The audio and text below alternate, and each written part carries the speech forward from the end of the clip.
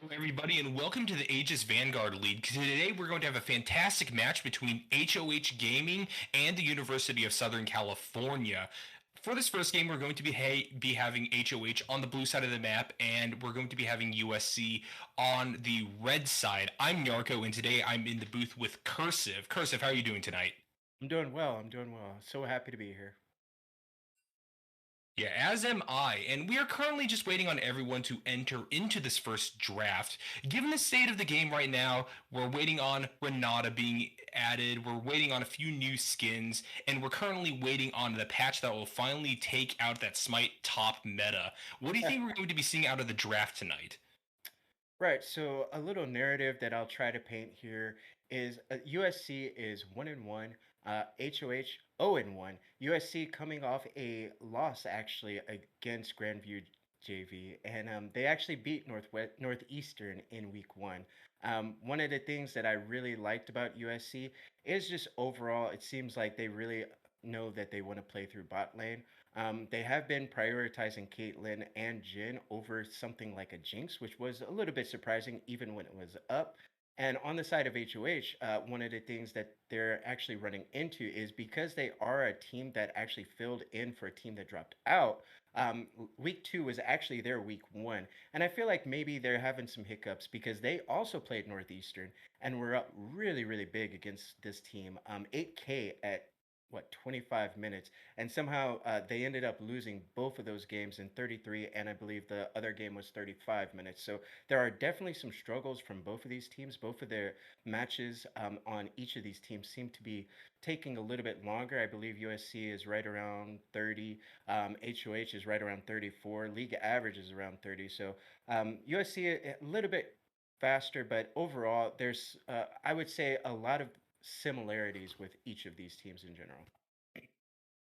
That's definitely a good point. It's also important to note that in terms of UC playing through that bot lane, that is the highest ranked players that they have on their team there. Their Grandmaster support there in USC Inferno, obviously going to be a big playmaker moving on deeper into the game.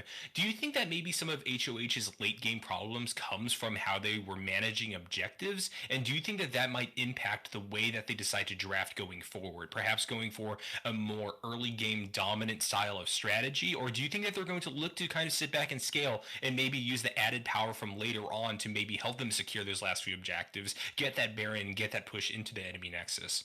Yeah, right. That's a really good question. So I feel like HOH, as a newer team, still trying to gel and piece together like what they want to do as a team in general. I feel like what they should focus on right now is Doran or Dorjan in the jungle. It seems like that is the key player in the early game, that bridge to the mid game, who has, I would say, consistently at least tried to get leads when he was on aggro jungles. Um, when we saw him default to things like J4 and even Xin Zhao, it wasn't nearly as impactful. Like his best game was actually on Olaf, which isn't necessarily something high prio in this meta currently. And they actually played that game really solidly from a statistical point of view. And also Kiwi in that support as well. Seems like that is essentially like the wombo combo, right? Like Kiwi is the point of engage, the one who's like calling out the shots and making the engages happen on things like Alistar, and then Doran is there to actually clean it up. I would actually say in the mid side is specifically where I would want to see a change. They keep defaulting to, um, I would say, mid game caster mages, control mages. And even though it seems like, I would say Benji is pretty solid, it just doesn't seem like quite enough. So maybe something that can actually help enable Doran in this jungle and help unlock. So globals in general, things with hard CC, lockdown, something where Doran can just run at it, get you ahead, get you a lead, and then you can start pushing down turrets, setting up for the objectives. That's definitely a really good point. It is important to note, though, that I'm not sure if Dorian is going to be their jungler this time around. Truffles has been the one that is signed onto Aegis Vanguard, and it seems Mhm. that they may be returning according to the lobby for this Oh week, yeah. which may impact the draft pretty heavily as well, given the fact that that connection between the support and the jungler is really important. As you talked about, Cursive, how do you think that Truffles' kind of tendency to play things like the Kindred, like the Rek'Sai, like the Diana, might impact the way that HOH decides to approach USC? Well, it seems like with the champ pool that Truffles has, it's definitely going to be more about the early game. Like if they do lock Rek'Sai, I actually think Rek'Sai is a pretty solid pick as long as you have something to back you up, something to help coordinate the play and like essentially make any pick you go for, any knockup you go for on like a Rek'Sai, a guaranteed kill. You don't want to waste time ganking when they can just walk away. So essentially, just being proactive, making sure you punish people when their flashes are down. So if Benji Mix and Truffles have better synergy than what we saw with Doran, then that should be huge for this team because specifically it seemed like there was a lot of disconnect between all lanes when Doran was actually in the game. Definitely. And moving over to a discussion about USC's jungler, because I think that they also have a pretty interesting champion pool here. We see a pretty big combination and diversification on the side of Demon because they have a lot of these games played, 31 in ranked, in fact, on this Kiana. And they follow that up with their next played champion being Poppy, two very different sides of the coin, one being a pretty squishy assassin and one being much more of a gank heavy tank. Do you think that this kind of diversity might mean that HoH in this ban phase may look to kind of turn away from the jungle and look elsewhere in order to find their preferred bans, especially given the fact that things like Bird of Sand on the side of USC seem to be going very heavily onto specific champions with 96 games this season, in fact, on the Malzahar, for instance? Yeah, so Bird of Sand loves these scaling picks, these scaling control mages that just turn online after a certain amount of time. Unfortunately, it doesn't really seem like it's really been happening. So, okay, there we go. So Benji in here in chat says that Doran and Damon are not playing today. So that's going to be a different jungle matchup in general. So when I'm looking at Bird of Sand on the side of SC, I'm hoping that also they play something a little different as well because I feel like the scaling picks seem to not really work for SC consistently. Junglers really want to be able to unlock some of these lanes, and I don't really know if Vizier necessarily is something that's super great right now. It's okay. I mean, obviously, when you have a name like Bird of Sand, this player absolutely really likes the Azir. But when we're looking at the stat lines, it seems like it's one of those things where if the opponent is actually forcing the tempo, forcing the pace, it's not something that can actually help support, an aggressive jungle pick. Most definitely. And Cursive, I got to get your thoughts on this. Obviously, in our current patch, we're seeing a lot of really interesting picks and builds coming out throughout the entirety of the meta. We obviously have those supports in the top lane just kind of abandoning and roaming across the map. Do you think we'll be seeing something like that? Do you think we're going to be seeing a lot of these hotly contested picks in recent days? The Corki, the Victor, the Jinx. How much do you think that USC and HoH are going to tend to move away from their comfort picks in order to choose any of these kind of OP strategies or OP champions that we've been seeing more recently in these higher echelons of play?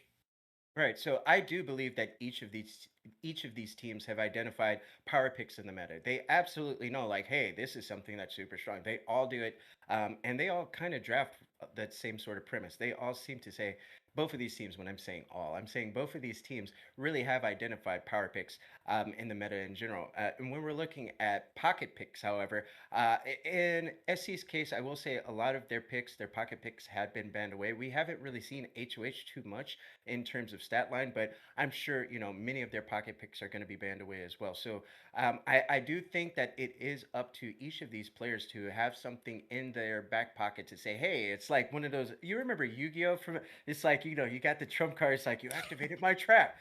So I feel like each of these teams need to have some sort of pocket pick in their repertoire that can really help this team if they do actually get banned out. Yeah, most definitely. We are going to be moving into the band phase here in just a few seconds for those of you who are just joining us. This is going to be the first round between the University of Southern California and HoH Gaming, and we are just kind of running through some of the possibilities of what we're going to be seeing as the opening shots are taken by both sides. Well, one of the things that I wanted to ask you about moving forward into this conversation, Cursive, is the extent to which we'll be seeing the supports kind of roaming about and impacting the map earlier on into the game. Obviously, one of the things that I've been hearing over and over again from higher level players is that there's this big premium that is being placed upon the bot lane, getting those ADCs to a point where they're so powerful that they're just able to impact every single team fight. But also at the same time, I've been seeing a lot of discussions about the value of supports roaming, kind of moving up and impacting lanes, especially mid lane going forward. How much do you think we're going to be seeing these teams fall into one of those categories? Do you think we'll be seeing these supports kind of stay bot lane, trying to really snowball heavily through that side of the map? Or do you think that we're going to be seeing people choosing picks kind of like the Rakan, kind of like the Janna, where they're able to move up and impact other places, maybe even invade with their junglers? Right. So as far as the Smite top thing, that might happen. I mean, with all the changes that have been happening, like I've been seeing Bard top quite a bit, and a similar premise with Janna. You know, you take Smite, you kind of do similar things. You lane a little bit for a little bit longer. However, once you get to level 3, you get that magical journey, right? So you're able to roam around the map and make all this different sort of chaos. You're able to orchestrate dives off at level 6 and things like that. Once you get Temper Fate. So the pick that I'm actually looking for, like the cutting edge pick, you heard it first, is Bard. But I don't think it's going to get picked. So looking at both of the top laners in general, provided they each play, it seems like they both have really solid comfort picks that they want to play. And it seems like they like carry champs in general. So both of these top laners really enjoy trying to carry from that lane in particular. And when I'm looking at clocks in general, we saw something like a Zeri, right? Like playing Zeri top and things like that. So absolutely. Are they capable of playing something like a Enchanter top smite? Yeah, absolutely. But when you're in the mindset of, hey, I need to carry, I need to be one of the high damage dealers on our team, my team's relying on me to do that, it's really difficult to actually pivot to something like that. We actually saw Huni the other day it seemed like he had a lot of problems playing at Lulu top. I don't know if you watched that TSM game. I did. I was very disappointed in it. And as far as roaming supports and to that nature, Kiwiism on that bot side for HoH, I'm absolutely looking at Kiwi and Truffles to be roaming, possibly to the mid side, getting Benji ahead. And here we go, getting into this draft. We're going to see how these bans actually work out.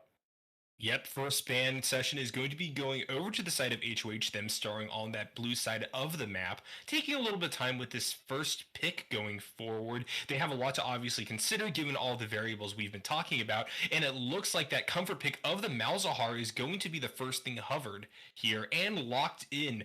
USC going to answer back now. What do you think about this Malzahar ban so early on in this draft phase? Honestly, I would not ban Malzahar ever. You can usually lock something like, I mean, I usually take Kiana into Malzahar if somebody picks that. But Malzahar as a champ, is it a really big deal mid to late? Sure, absolutely. And you're taking away comfort, but Malzahar can be absolutely dumpstered early on. So I'm not really a huge fan of some of these bans coming in. It's a little interesting.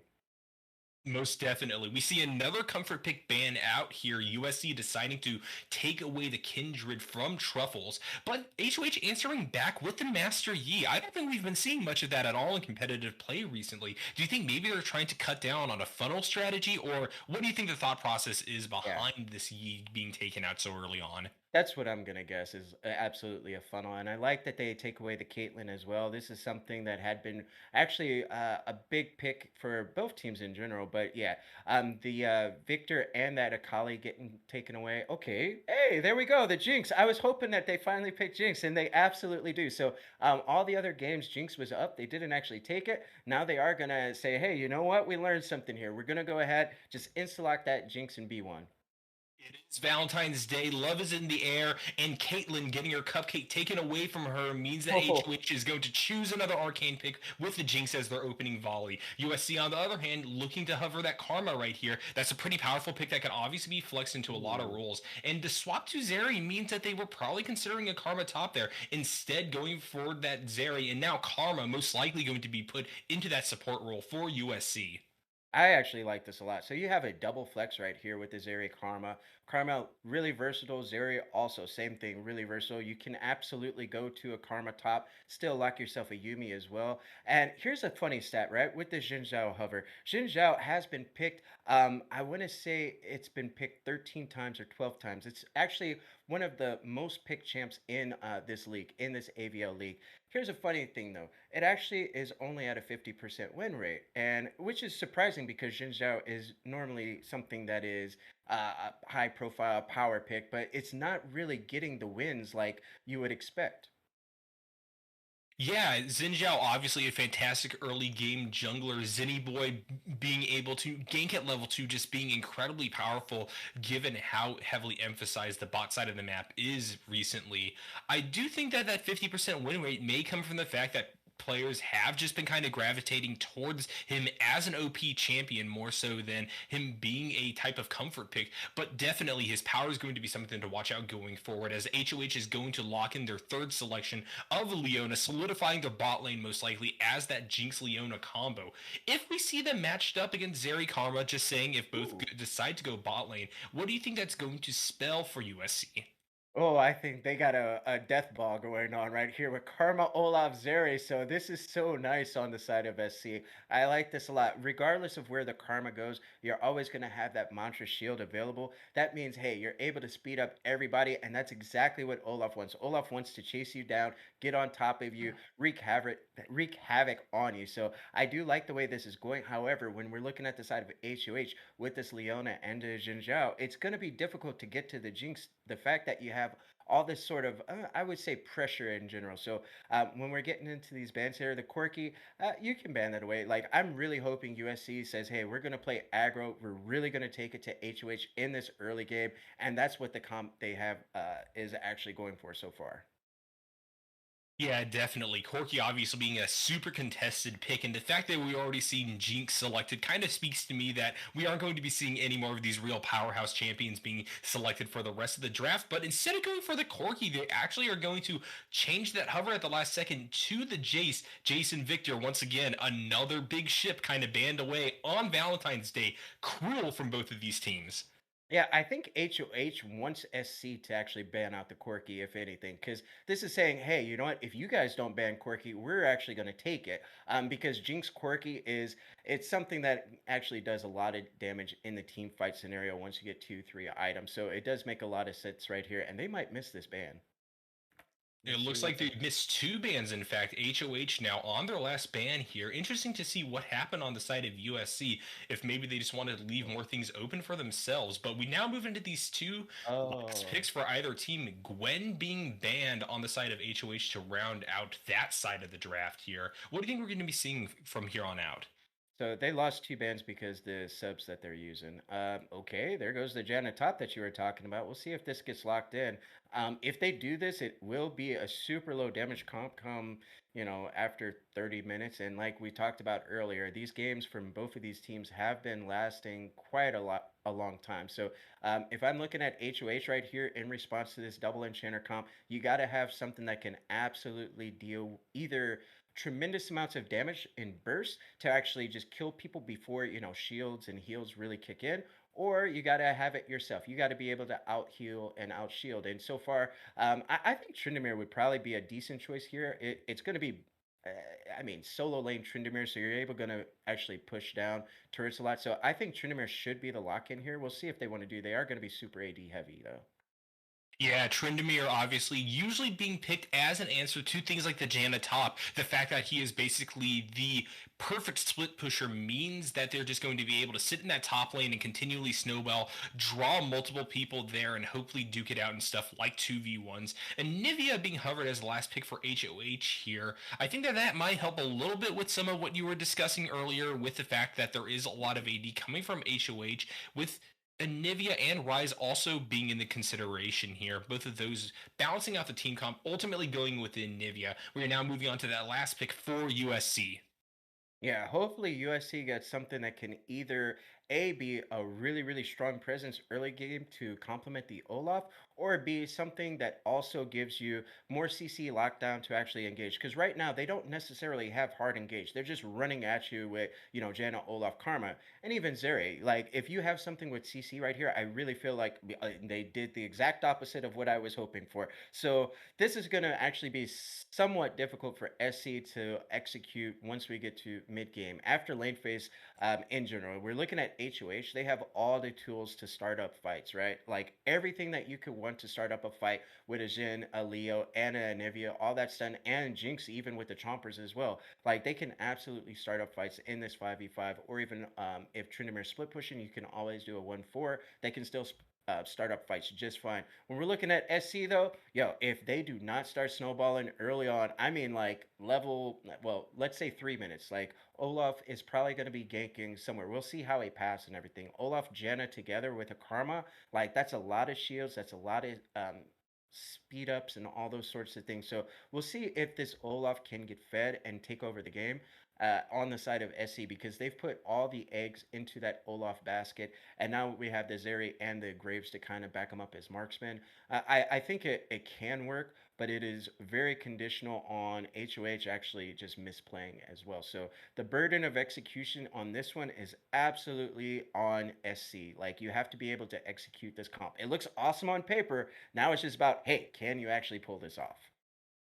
Most definitely. I really love that rundown. USC obviously choosing to go with one of those roaming top laners, most likely, ultimately leading to a game where they need to get ahead super early, or that Tryndamere is just going to be bringing the base down around them. On the side of HoH, though, I'm really interested to see the fact that we are getting a combination of early game players as well as hyper carries mixed in there, just in case we are moving on into that long game. The Jinx, obviously, even if stopped and killed a few times in that early part of the game, will be able to farm up, will be able to do that damage, and therefore HoH definitely looking to weather the storm early on. Also, I just wanted to note for those of you who are just joining us, for those of you still looking at the draft, the reason why USC has lost two bans is because of the fact that they are in fact bringing in two substitutes, this time in the form of Wuju Senshi and Mila on the side of USC. Given the fact that Wuju Senshi has a Master Yi reference in the name, that probably brings a little bit more clarity to that early Yi ban we saw from HoH Gaming earlier on. And it'll be really, really interesting to see how we move deeper on into this game itself. Cursive, any more last words about this draft? Just real quick, I would say HoH right here is essentially just saying, hey, if you guys don't actually do anything in this early game, you just auto lose. Like it's almost just like them saying, we're gonna play standard. You guys do whatever you want, and yeah, you're absolutely right. The Wuju Senshi, obviously a big E player. The same strat can work with Olaf as well, and it's gonna be Karma in the mid side. So the push is gonna be there for Karma early on until Anivia gets level 6, but once Anivia gets level 6, it can be sort of difficult for Olaf in general because Anivia is going to have wall and wave clear for days. So we'll see how this one turns out. I do like HoH's draft. It's a lot easier to execute, and also it's just higher damage overall in the mid to late game as well. Yeah, things being recontextualized a little bit. The fact that the Karma is going to be going over to Bird of Sand there in the mid lane on the side of USC means that we aren't going to be seeing someone fully abandoning top lane. Graves, in fact, going to be up there against the Tryndamere. That probably changes a little bit about how USC looks to open up this game. They still obviously need to be aggressive. Karma obviously being a huge lane bully within these early levels. And the fact that Olaf definitely will still want to be ganking early means that there's still a lot of momentum that USC will have to pick up, but maybe not to the same extent that we were discussing earlier when we thought that we might be seeing a Janna or Karma top. Yeah, no, I mean, this is definitely something that SC hasn't been playing in the past or anything like that. And the Jenna actually moving down to the bot side, you're absolutely right. That is big brain, I suppose. But when you're looking at Janna, when you're looking at Inferno on this Janna support, one of the things that you spoke about earlier was roaming in general. And even though Janna can sort of roam, like when she supports, she can't necessarily roam like how a Leona can because she doesn't have that CC setup that Leo has. So Kiwi has been just a beast when it comes to roaming. I believe 74% KP. Nobody else on the team is anywhere close to that. So this support is the person to watch on the side of HoH. And if they do get Prio, which I mean, when you have Jinx, it's a pretty good chance that you're gonna have Prio into Zeri. It's possible. If Kiwi can actually start roaming up and getting Benji ahead, I think it could be very, very difficult in the early game to navigate. Yeah, most definitely. Mr. Kiwi is going to be facing off against the Grandmaster player on the side of USC, though, in Inferno. Do you think that there might be consideration given the fact that Inferno has been playing so many games, is sitting at a pretty high win rate, that they might decide maybe this isn't the game to roam as much? Maybe they need to stay in lane, stay with Forever, and try to get that hyper carry snowballed a little bit, especially against someone that can play as aggressively as a Zeri can. Right. I mean, it's definitely possible. I mean, these are one of those things where we just have to see how they actually come to play in game. So if I'm either one of these teams, I'm saying, hey, whatever they do. So when that first wave is coming out level one, you can tell exactly how the lane is going to go by how people posture and position. Now, if they're challenging your wave from the start, if they're trying to actually get any sort of damage on you early on, then yeah, the Janna is probably not going to be roaming at all. But if they're playing more passively or trying to get you to push or something like that, then I mean, I don't know. Maybe they're actually onto something with the Janna pick. But overall, when we're looking at Zeri, Janna, that sort of thing, like early on, it can be sort of difficult for them into an all-in lane. But I do think that the Zeri damage is definitely something that the Jinx is going to have to be on the lookout for early on, especially with Janna shielding to catch it out on. But I mean, if Kiwi ever gets a good engage on either one of them, hopefully they just die right there. Yeah, definitely. Leona Ultimate also going to be a huge factor in team fights. It's going to allow for a snowballing of both engage as well as crowd control. Anivia just going to be getting fantastic stuns off of the slow, or even the stun of Leona themselves here. Both sides obviously do have team fighting potential, especially with Karma becoming a little bit of a shield bot later on, especially depending on how Bird of Sand's lane plays out. Means that there's going to be so much to view, so much to think about as we move into the game here, just waiting on that spectator delay to come down in these last few moments. Yeah, we should probably go to break though. Actually,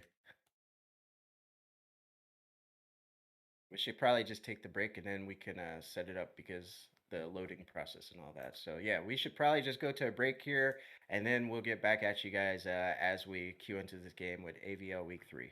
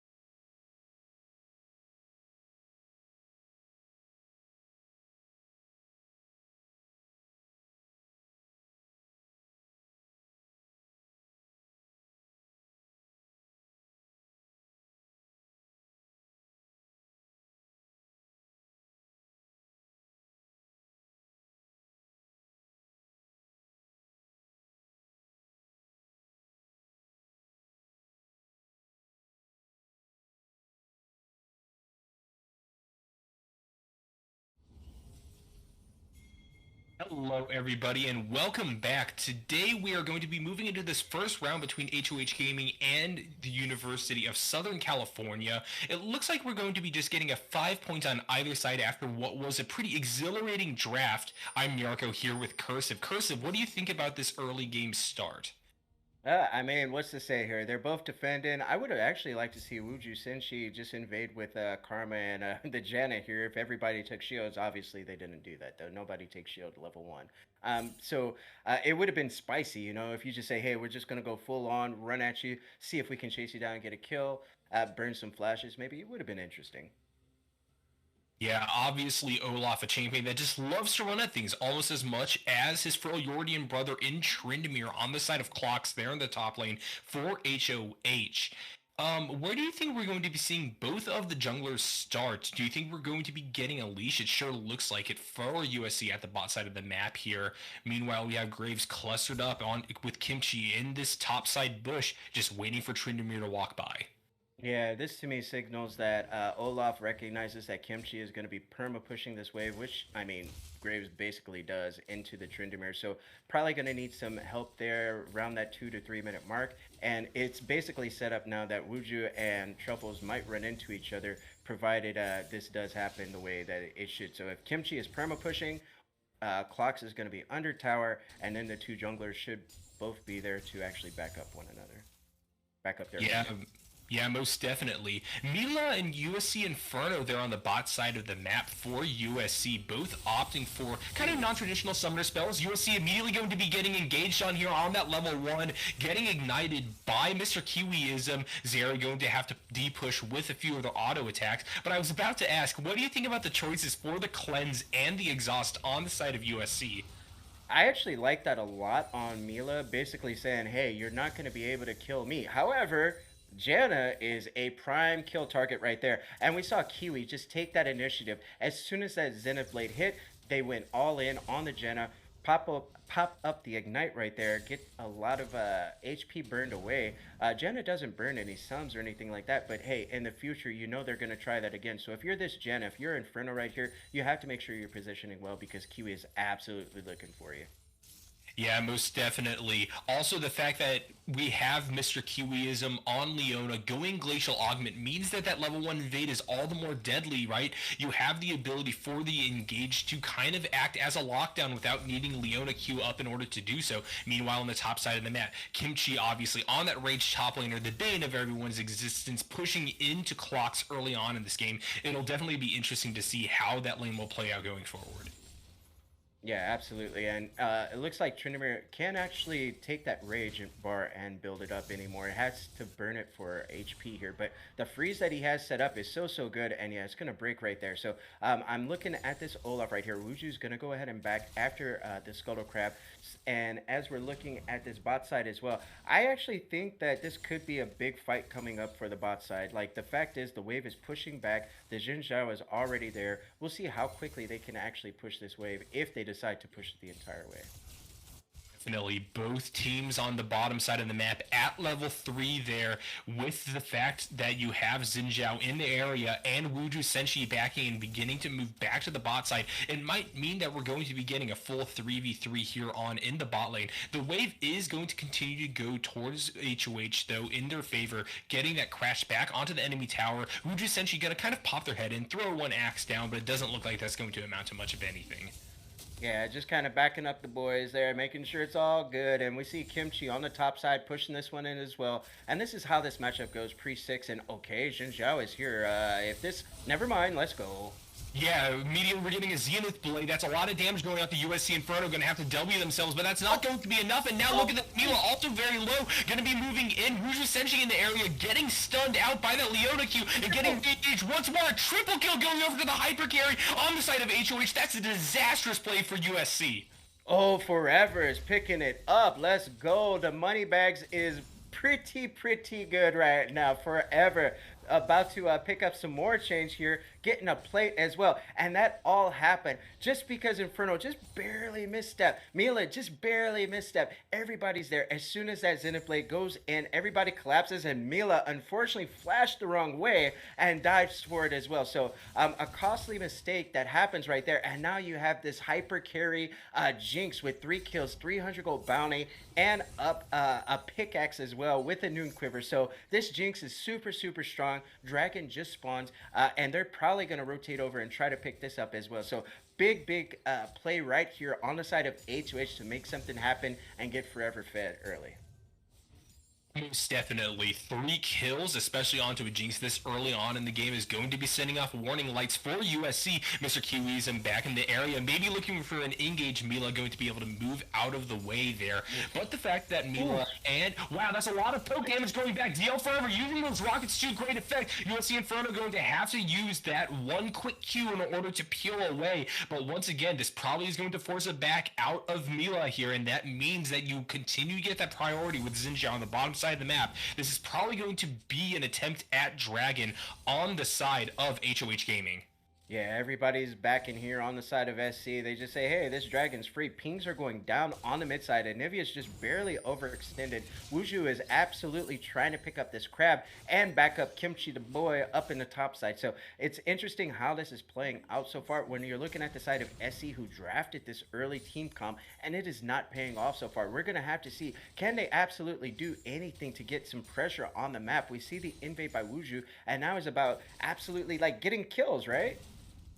Yeah, 100%. The need for kills definitely a palpable thing hanging in the air for USC. They realize that they will be having the Rift Herald coming up pretty soon, which is probably going to be the next contested neutral objective. And the fact that you continue to have Kimchi pushing in on the top side of the map, meanwhile Mila and USC Inferno obviously having to play a little bit further back, means that they're going to be placing a premium there. If Karma can help get a push in alongside that Graves, we could be seeing an attempt for USC to come back through that Rift Herald, through that top side, get some plates onto someone like the Graves early on, and hopefully kind of restabilize within this fight right now. Currently, there being about a 2k gold lead for HoH, not even 8 minutes into this game.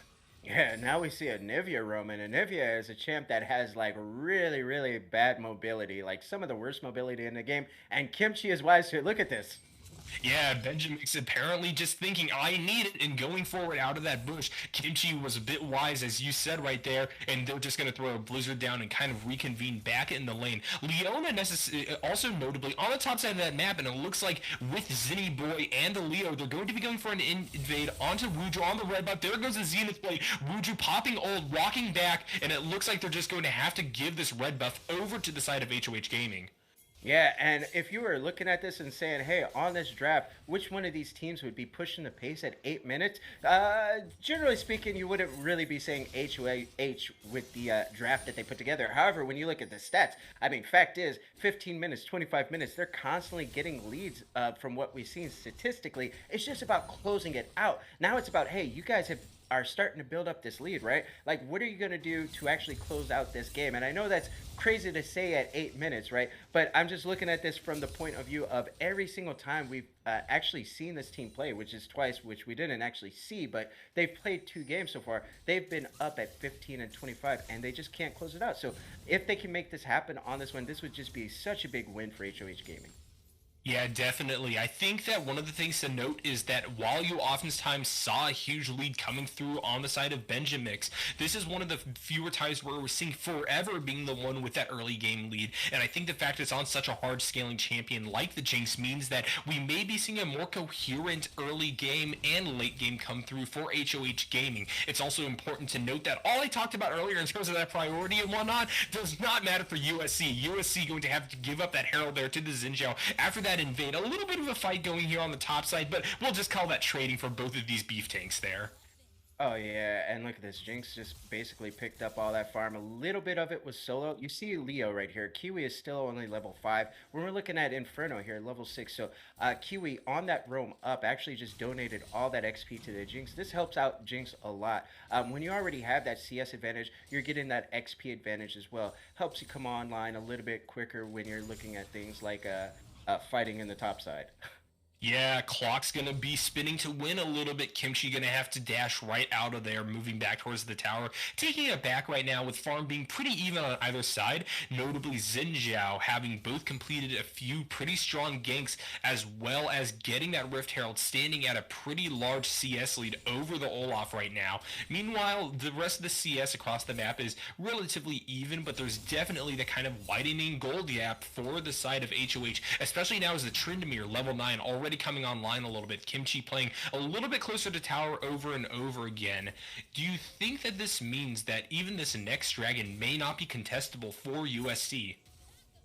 For USC, I think that right here, Truffles is trying to set this up. They want to get a kill right here so they can immediately rotate up as the dragon spawns or set up deep vision and prep for it. Okay, there we go, solar flare. Are coming in. Mr. Qeism unfortunately going to whiff that, as well as the Zenith Blade. And now look at this. Wuju Sensi sensing burn the water, going to walk back, try to get something on Qeism. But DL Forever just doing so much damage right now. There goes another whiffed engaged attempt by Inferno here. Both supports kind of out of the fight in terms of their cooldowns. Truffles having to flash away as Milan's beginning to pick up the pace here after popping that ultimate. They're going to get at least a huge push and a lot of... got him! From downtown is going to go on rampage by taking down Wuju Senshi, basically crushing the opportunity off of this engage for the side of USC to go move towards that dragon, and the fight continues. DL Forever's coming right back, and now look at this, being excited as heck, is going to walk in. Bird of Sand having to come into the area, the W coming down. Truffles is going to go to the side of Mila now, with Benjamix in the area though, and that Tornado and Twister coming. Qeism solo. Mila is also going to be taken 7-1 now. This is horrible for USC. Yo, that wall was so clutch by Benji. That was so good. Truffles did so much work on that Crescent Guard, blocked everything, all the slows that possibly could have came out. That Crescent Guard blocked it, which was huge for the side of HoH to actually make that escape to get behind the turret. And then on the side of SC, they just kind of oversay. They see those blinking hellfires. They say, guys, we gotta make something happen right here. They're all so low. What can we do? And unfortunately, it just didn't happen. That is, however, going to be Wuju trying to pick up this dragon, and it looks like he's probably gonna get it because yeah, they're just out of position because they have to reset right here. Yeah, unfortunately for HoH, the ways in which their health bars were whittled down during the fight meant that there was nobody that can go up and immediately take that Drake. But given the fact that we now have the G's at 6-0 at 12 minutes, I'm not really sure if HoH is all too worried about the fact that one dragon is going to be going over to the side of USC. Yeah, and there goes that Rift Herald going down, getting some plates over onto the Anivia as well as that Leo as. And okay, we might be seeing this area caught out. Yeah, Mila walking a little bit too far forward. It looks like Qeism isn't going to hit that Zenith Blade or that ultimate, unfortunately, meaning that we aren't going to be getting a full-on fight on this side of the map. DL Forever is going to come up, but Zeri, with that amount of mobility that they have for an ADC, means that they're able to just kind of take the long way home, move back to tower, and continue to farm. Yeah, Zeri still doesn't have flash up. That's going to be up in the next, so we'll call that almost 3 minutes, actually. It's pretty long. It still has a cleanse, and okay, they're not done on the bot side. Like, did they not get the memo that Jinx is fed? Yeah, that attempt to push up just a little bit. We immediately Forever smacking back down that proposition, just saying, stay under that tower. I got all the power down here. You can't do anything. Oh, huge. Because we immediately have and gonna land that Zenith Blade. Meanwhile, walking back down the pop ultimate, but the Ignite, that's gonna be a finish off. And look at this, it's also Inferno going down. This is domination from the bottom side of the map by HoH. Wuju Senshi having to sit under that tower, try to prevent things from continuing upwards. And look at this, finally, ultimate being popped, and a run at of the Jinx means that Forever is not going to linger in that bot lane forever. Wuju Senshi is going to be getting a crucial shutdown, but it is still 9-2 in favor of HoH, and that gold lead only continuing to widen.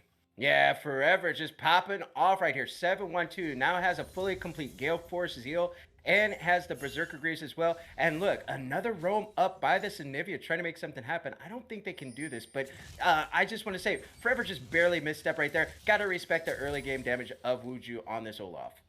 Yeah, Benjamix definitely doing damage, but ultimately Kimchi being able to E away, and this just means that they're going to continue to be able to play safe. But I do think that this reads for HoH that they basically don't really have to walk bot side anymore. The Jinx will continue to cover that lane as well as mid lane if they so desire, and therefore what we're seeing is a little bit more emphasis on the fact that they want to get Clocks to a position where he can split push, where he can find the engages that he wants and get those towers down for HoH. Meanwhile, on the bottom side of the map, Jinx's absence being there in that mid lane to continue the push means that Mila and USC Inferno are going to be able to get that first turret over to USC. This is definitely a small comfort for the side of USC moving forward, and this means that the priority that they have on the bottom side of the map may help in this dragon that's spawning in less than 2 minutes.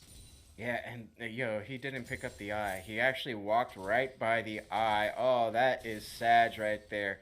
Okay, unless that's a bug on my end, because I totally see that eye sitting right there. But anyway, I like what they're doing on the side of HoH to actually rotate the Jinx Leo bot lane up. When you have this amount of power on a pick, you want to make sure you're pushing down multiple tier ones, making sure that you're forcing people out of the lane. When you're looking at Kimchi right here, already has the whole breaker complete. So obviously, because Kimchi had been pushing down that top lane so well, it was only a matter of time before you actually get it. So what they did right there is just rotate up, take the top side themselves, and they were supposed to pick up Rift Hero. It looks like nobody got it, and the dragon stacking has already started. However, it is going to be a Wind Dragon. Next one's up in a minute 15, and yeah, they have really good vision as well, so they spotted out all this by the Olaf. Yeah, most definitely. Wuju Senshi probably a little bit too deep right there. The wall going to allow for some damage for Benjamix to get in, but ultimately the presence of Mila and Inferno in the area. Oh, there is the stun coming down, and that's going to go right into a blizzard, but look at that, the ultimate coming right back, and now it looks like Benjamix is going to get the kill on Wuju Senshi. Meanwhile, we have a fight beginning to break out. Mila going to go down just too far forward, and look at this, Forever back there, gonna Gale Fierce forward, and this just going to be absolute destruction. Burn of Sand not able to hold up, and that's another double kill and more gold funneled into that hyper carry that we've been talking about. Jinx just such a monster right now. Yo, that was actually kind of sick. Forever on this Jinx, popping off. The chompers are on point. The flash, or actually that wasn't even a flash. That was just Gale Force forward into chompers. It was so big. And yeah, Benji just limit tests and says, hey, wait a minute, I have egg. I still can do more damage. And the fact that they hadn't popped that egg yet gave Benji the confidence to actually keep going on the re-engage. Picked up a double kill before it was all said and done. So yeah, that's going to be another dragon possibly going over the side of HoH. Wuju does just spawn right here, so they might be able to contest it, but yeah, no, it's not going to happen. Kimchi isn't moving. It is going to be that Cloud Dragon going over to the side of HoH, and yo, if Wuju tries this, he's definitely going to die here. Yeah, I don't think that even if he walks up and had ultimate ready, he would probably just get melted down. Forever just doing so much right now, being so far ahead at more than 2 items at this point means that they're going to be able to just kind of parade around the map, play through that bot side, and continue to take people down, as now it looks like we're just waiting for that Baron to spawn, and we're trying to see what kind of fight HoH is basically able to force from here on out. Yeah, I just want to go through items real quick. Gale Force complete by Clocks on the Tryndamere. We got Jin Zhao picking up the Gorge Drinker. And look at this, Anivia on 2 items already. The Archangels has not transformed yet to the Seraphs. It should be transforming very soon. And Jinx also has 2 items. So they are in prime position to absolutely win this game. As the Baron spawns, as you commented on and highlighted, it's absolutely going to be about this Baron. Setting up vision on that Baron so that as it spawns, you can take it, reset back by, and then sieges 5-man. Or even as, or even set up a split push with that 4-1 with the Tryndamere. Yeah, most definitely. I think that given it's Valentine's Day, the thing that we're looking forward to the most right now is going to be HoH's marriage with the Baron. We're going to be seeing what USC can do to kind of come back in. Obviously, given the fact that we have seen leads like this being thrown away by the side of HoH earlier on in this league, means that it could perhaps be a Baron bungle. That's probably what USC is going to be looking with going forward. But look at this. We're going to go, the ultimate from here, so Q isn't going to go down. Even though he's being chased, he's going to be right back in there. And now look at this. Rubber Sand super low. Truffle's going to get Wuju Senji, and now they're running for the hills. Mila coming around here with USC Inferno in the area, trying to prevent people from coming in. Forever getting excited, but unfortunately not excited enough to chase down either Mila or Inferno here. It just means that they're going to have to settle for the 2 kills and a tower mid lane. Yo, Jinx is putting on a masterclass right here. Forever honest Jinx piloting it. It's just popping off. Can do no wrong. Getting kills everywhere. Now 10, 1, 4, 400 gold bounty on that. The Archangels has finally transformed into that Ceres for Benji on this Anivia. And yeah, everything that's coming up HOH. They had a rough first game, first series against Northeastern. You know, we talked about that already, and they're saying, hey, we want to get this dub right here. We are the featured match. We want to put on a clinic, put on a show, so that everybody's like, yo, this HOH team, they're pretty good. HoH actually entering into the league a little bit late. The reason why they are a game down with nothing else to show within the league right now is the fact that they still haven't actually played their first week game. But given the fact that they are currently tearing it up here in week 3 at Aegis, means that the Vanguard League may be seeing a huge steamroll coming through as we get that makeup game being done here at Aegis later on. Oh yeah, and look at this. They're all rotating up top, and okay, this is definitely going to be a fight.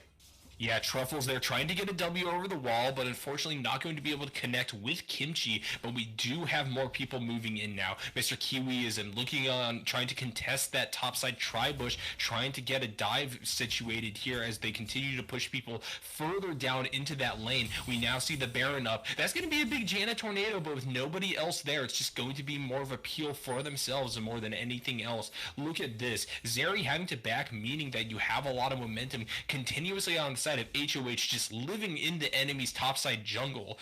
Do you think we may be seeing right now a start to the Baron uncontested? Yes, there we go. We are starting to see everyone beginning to move, and Mr. Kiwiism acting as that front line. And while we probably have some amount of awareness from the side of USC, I don't think they're going to be able to get there in time. Mila in the area, going to shoot one over the wall, but not going to finish it off. Blue team getting that Baron Nasher. HoH definitely in a commanding position from here on out. Oh, HoH Gaming, let's go, baby. They're wearing purple. They're up 10K. And yeah, they are in prime position to absolutely win this game. It's only 21 minutes. They've gotten 15 kills. This Jinx is so fed. You got the LDR complete now for the Jinx as well. We're working on the Zanyas for this Anivia pick. And yeah, if I'm them, if I'm SC, I'm like, guys, we're going to have to try to defend this Baron push. I don't know how we're going to do it because we're 10K gold down.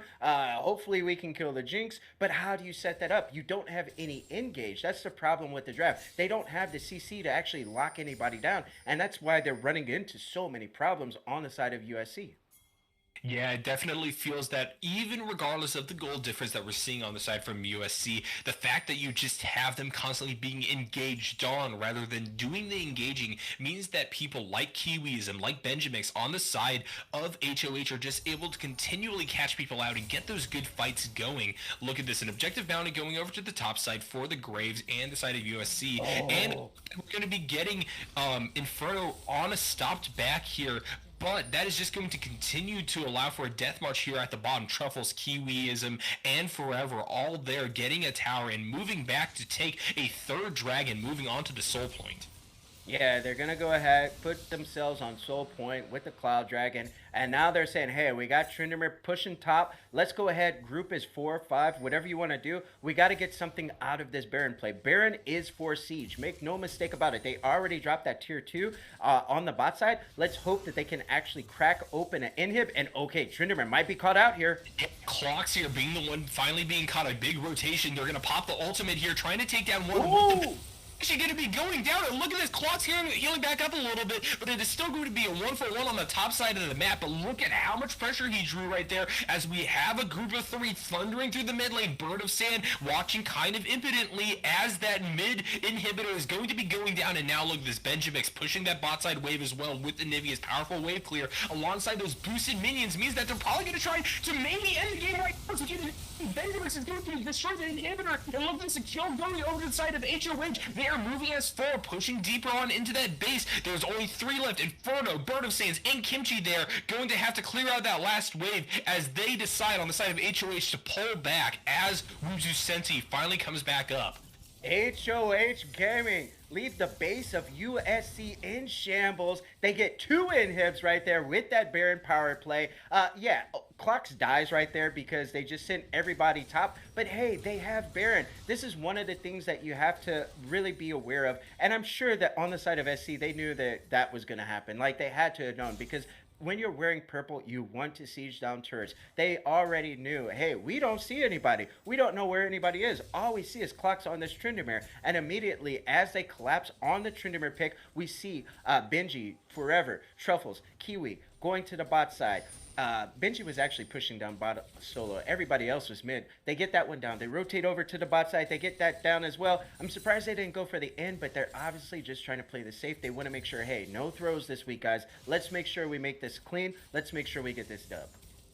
Yeah, even the fact that we see 3 kills from the side of USC, none of those have been picks. None of those have been free. Almost in every single situation, HoH has come out advantageous in whatever fight is being taken. And here we see them beginning to siege without Baron buff anymore, that top side of the map, just waiting for an objective to come out at this point, basically. There's not really much else for either team to do. Unfortunately, given the fact that 2 inhibitors down, it means that USC basically has to stay within their base. They aren't able to roam out. They aren't able to try to get a pick like what we just saw with clocks on the top side of the map. And therefore, we are going to be getting this kind of cooldown side of the game here as the death march and the constriction begins. HoH really looking for a way to end the game out here.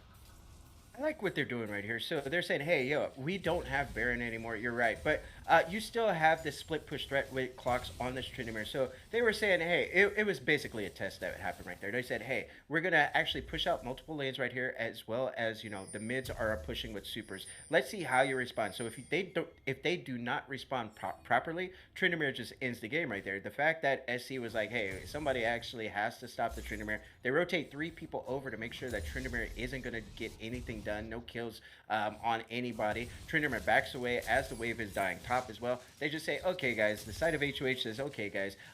SC responded to this pretty correctly. We'll just go ahead back. We're going to take as much jungle as we can, set up this deep vision, and now it's in prep for the Baron that's going to be, the next Baron is going to be up in 45, and also that Cloud Soul is going to be coming up in a little over a minute.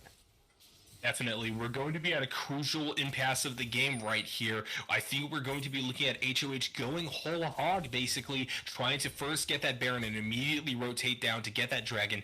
Given the fact that they get a good team fight, Kiwiism obviously right here, standing at the front alongside Forever. Those two being the main engage and damage components of HoH as a team. Clocks, meanwhile, continuing to push out those lanes, making sure that they have priority so they can move wherever they want to go. Here goes Kiwiism trying to Zenith Blade in, but unfortunately it's not going to connect. Kimchi getting out of there right on time, but now you just have a massive amount of priority for HoH in the top side of that jungle, and it looks like they're just going to be coalescing around that Baron. Yeah, they just are making the side of USC make a choice. It says, hey, what are you going to do? Are you going to come contest this Baron right here, right now? Or are you going to give it away for free again? This would be the second Baron that they picked up for free on the side of HoH, and they absolutely get it. Even less contestation this time around, unfortunately. It looks like what USC has decided to do is try to maybe get a little bit more vision and set up around that Dragon that's spawning in a few seconds. Meanwhile, it may just look like Truffles, Clocks, and Forever are just going to try to end the game there at the top side, sensing blood in the water, sensing that they're going to have to back. USC going to have to come try to fight this here. This is going to be a huge siege for that last inhibitor and last inner turret. Oh, look at that. That is going to be a huge Zenith Blade coming in here, and unfortunately the Janel is going to allow for Clocks to get knocked away, but HoH is going to continue to snowball and steam their way into the base. Truffle's going right in with that W, and now we're going to be getting a huge ult coming through on either side. Kimchi going to have to walk back towards base. Everyone trying to run back towards that fountain, trying to get a bit more health, but look at this. This is actually 2 kills going down. It looks like Bird of Sand is going to be able to take down the support, and now look at this, even with Forever alive. That is 4 people from USC there, still standing close enough to base to where that push may not have gone exactly how HoH intended.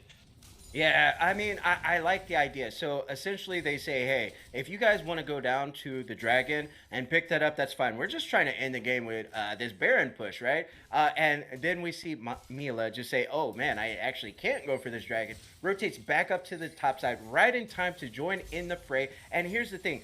SC may not be able to start fights, but they absolutely can absorb pressure as we see this heavily contested Cloud Dragon at 29 minutes. Yeah, definitely. Look at how much damage Forever is just doing with the splash. Obviously not going to be able to walk in there, given the fact that we don't have Xin Zhao in the area enough to actually contest. But we still see the potency of HoH's lineup right now. That 11-1 Jinx pumping in the damage and able to fully continue to press and dictate the tempo of this game going forward. They may have prevented the soul, but what can USC do from here on out to continue to try to come back on the map as this mid inhibitor is going down? I mean, they're going to have to do something because look at this. We got this out of HoH pushing it down. They're trying to just end it right here, taking everything. Yeah, the ultimate walk on the analog. This Ruby Senshi is going to go down. Deal Forever, unstoppable, able to stand so far back in this fight. And even though you have clocks way up there, being super low health after popping that ultimate, it still means that you have a 1-for-1 and yet another inhibitor falling. Now look at this. Benjamix trying to help kite everyone backwards with the crowd control that you see from him as well as Kiwiism. They're going to start rotating up to the top side where a wave is crashing onto that tower, trying to get one of these Nexus turrets down. Look at that wall. That is going to block out a lot of people. And now that's going to see Kimchi falling down. We're going to see Kiwi in the water going down. Olivia's going to go egg form, but look at this. Inferno, the only one in the area. Mila trying to stop that from occurring, and now look at this. We do have a dead bird on that side. Nexus turret is going to be going down. Everyone is going to be pressed back towards the turret. The only one left standing is Bird of Sand, and the first game is going to be going over to HoH. Hey, HoH draws first blood right here in this best of 3. They're going to go ahead, take that one down. 30 minutes, 35 seconds, and yeah, they were up really big, right? 61,000 of 49K, and SC tried to get innovative. They tried to do something a little different right here, and HoH says, no, not today. They smack them. They say, smack the head, get the head out the cookie jar. Not today. We want this. So nice job by HoH to pick up this win in this best of 3, and let's see if they can actually take this momentum into game 2 and maybe actually sweep the series.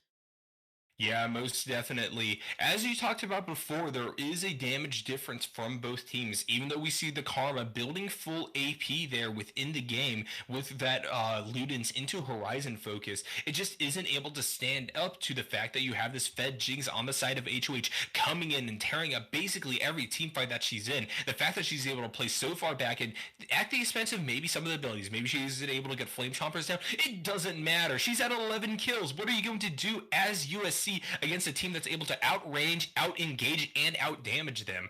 Unfortunately for USC, they just weren't able to build upon the smaller victories they were getting later on in the game. That fight that maybe went south for HoH topside, the fact that they were able to prevent the soul from occurring, none of those mattered when you were that far ahead. And HoH, this time, not going to throw away that lead, going to co up 1-0 in this match, a best of 3 against the University of Southern California. Yo, I just got to highlight. Jinx did almost 31,000 damage in a 30-minute game. Nobody else was even close. Nobody even got 20K on either team. So Jinx, by far, the most amount of damage in this game. And yeah, this is why this pick has been so highly prized. Not a great win rate coming into this. I believe Jinx was sitting at, I want to say 53%. Don't quote me on that. It wasn't great. It was still pretty solid. But the fact is, when Jinx gets fed like this early on, just takes over the game with those rockets and just blows everybody up. Great job by HoH to make this pretty clean.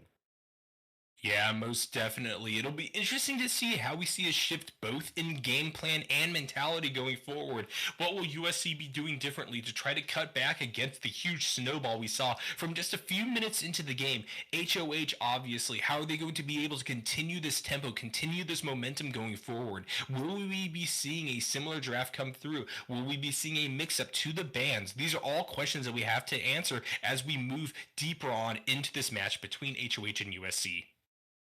Yeah, I believe we're going to go ahead and send it to break right there. Thank you for sticking with us, everybody. Make sure you tune back in. We're going to go on a short break as the teams get ready for game 2. And thank you for choosing Aegis and this AVL broadcast. Everybody, panic. Hold on. I'm about to say something really cool. 3, 41, 9, and lift off! No one dies screaming without me. I feel like I forgot to shoot something. You're starting to bore me. She's such a loser, always ready to cry. Ah, come on. What's the worst that could happen?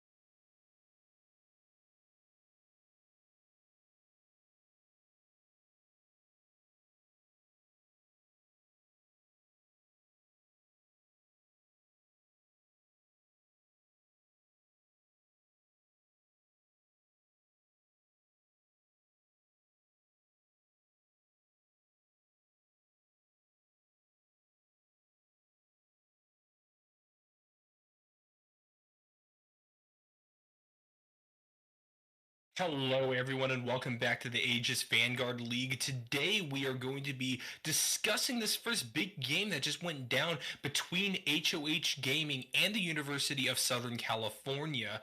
As we go forward into this next draft, we are going to be viewing and thinking a little bit about what we just witnessed, this big play coming out from the bot side of HoH, these big damage coming through from the Jinx, the engages from the side of Kiwiism. These are huge things to think about as we move on into the pick and ban phase for the second game. We already got a few bans coming in. HoH sticking with their initial choices of Malzahar, Master Yi, but look at this. They're actually hovering Jinx as this third ban, even after the success on it. What do you think this means for the game going forward, Cursive? It means they're definitely going to change it up right here. So yeah, we see that Caitlyn taking B1. Caitlyn's still relatively strong. She has gotten hit with nerfs, particularly in the scaling, and Caitlyn already wasn't necessarily a hyper carry in the traditional sense like a Jinx. She's definitely a snowbally sort of AD carry. I do like Sivir Hecarim right here. This is run Adam, super aggro, and here's the thing. Sivir actually can just spell shield those little cupcakes that the Caitlyn takes down puts down. So I like Sivir into Caitlyn. It's always something that's never really like talked about too much.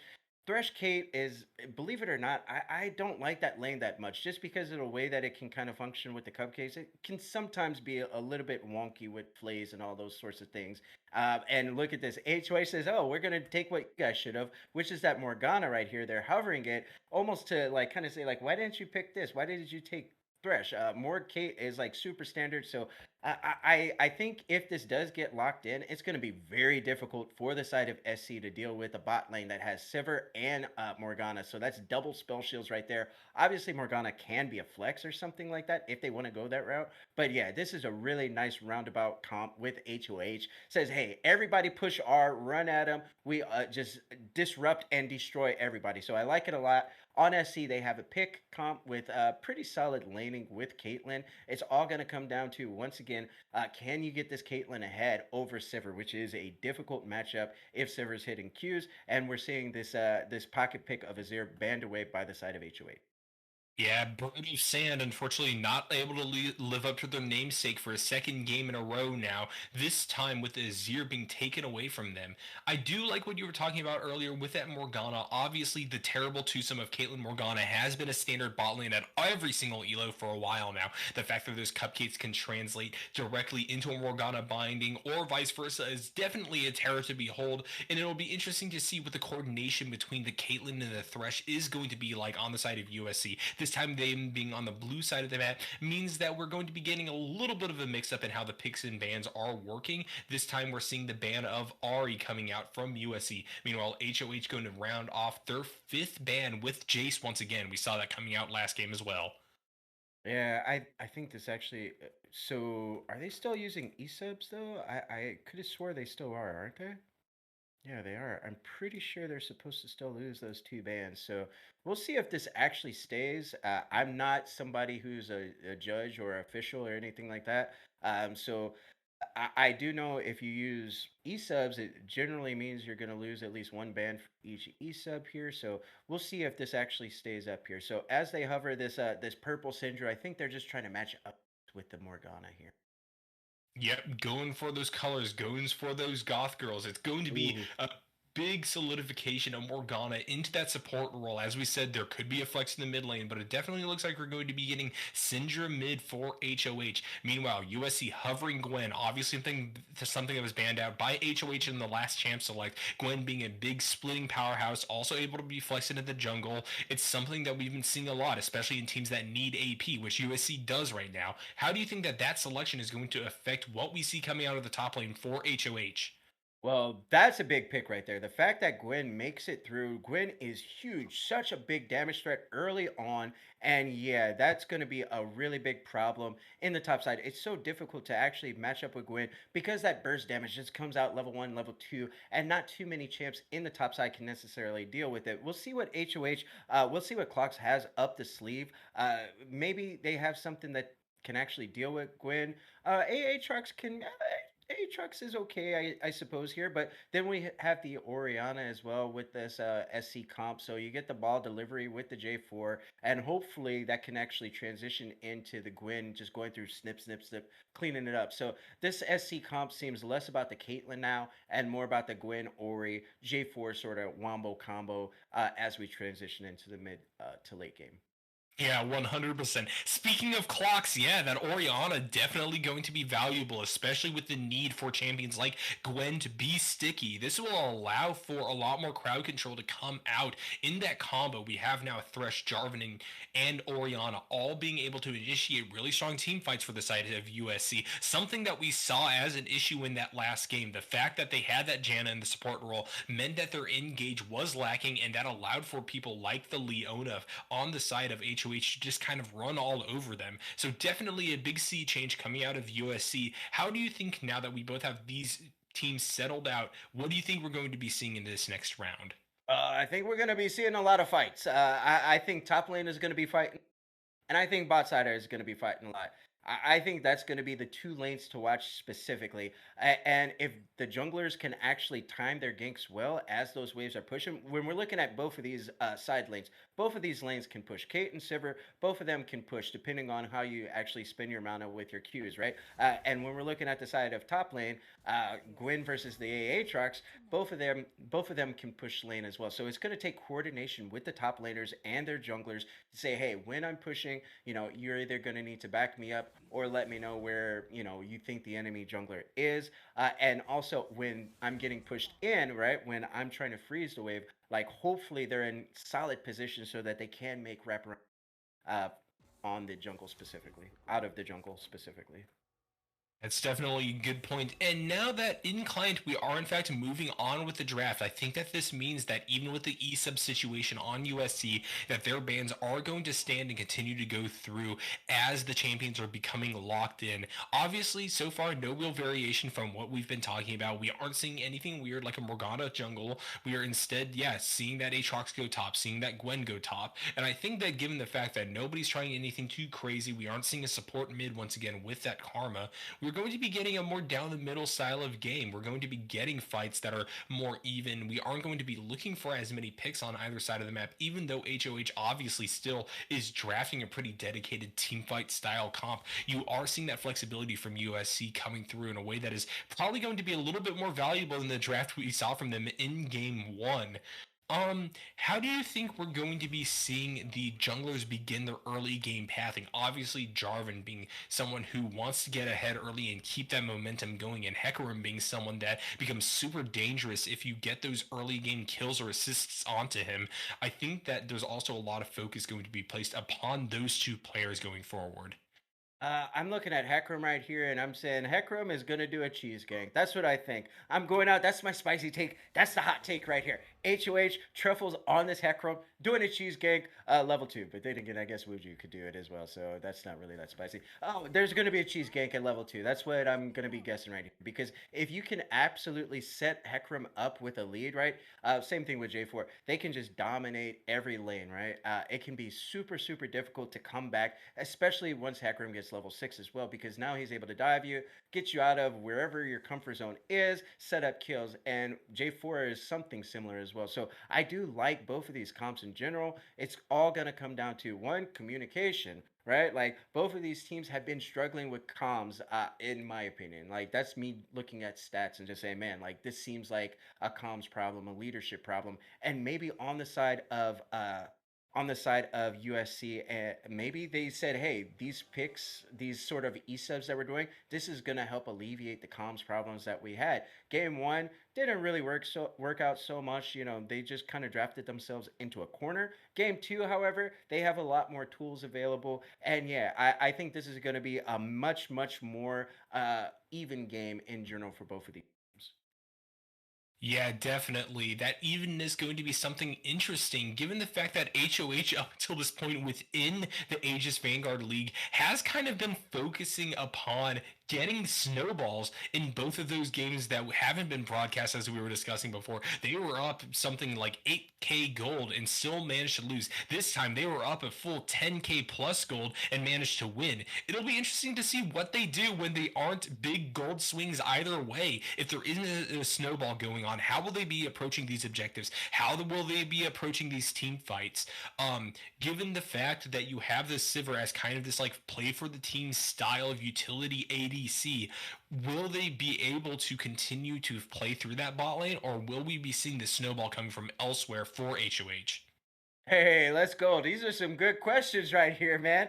We're about to get into it though, but we're gonna send it to a break right here. Thank you so much, everybody, for sticking with Aegis week 3 right here. And we got I can't say your name very well, but you're filling in for Gordo. Could you say your name again for everybody watching? Yeah, thank you so much for allowing me here for this week. I'm Yarko, filling in for Gordo. As Cursive said, Cursive obviously being more of a mainstay here, I'm very grateful to be here. And as we move to a break, I just wanted to say, get a snack, get a drink, but get ready for this big game too.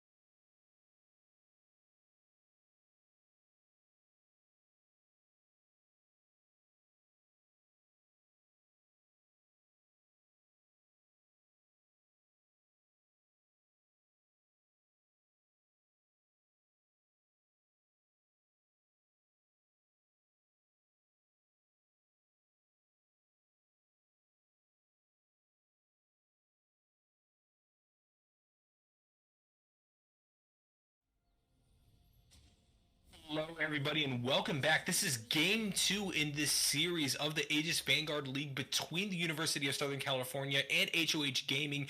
On the red side of the map, we are seeing Mr. Kiwism leading a charge in for HoH Gaming as 5 into this middle bush. How do you think this invade's going to go, Cursive? Well, I don't think it's going to work out. No, wait, never mind. Coming out immediately. Big swords coming through. Ruju Senshi having to burst their flash away, but I think that's going to be the extent of the engage that we see. One summoner spell going down on the side of USC means that HoH getting the ability to free back and just kind of happily move towards a more standard clear.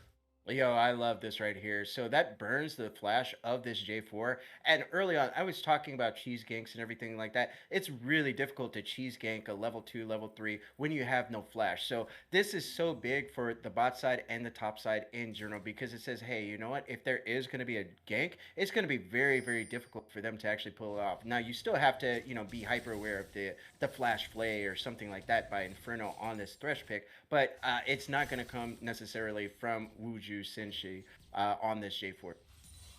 Yeah, most definitely. And we did just see a ward coming over the wall for the side of HoH, them just getting a little bit more information on when this start occurs. But given the fact that you had Mila and Inferno deciding to leash the Jarvan, and Wuju Senshi obviously piloting that champion, means that we aren't going to be getting too much more information. That is already the game's going to begin. There's the flash, there's your call, Cursive. There was the beginning of a play starting right there, but it looks like we're going to be getting the peel out of Forever and Mr. Kiwiism at the cost of Forever's flash there.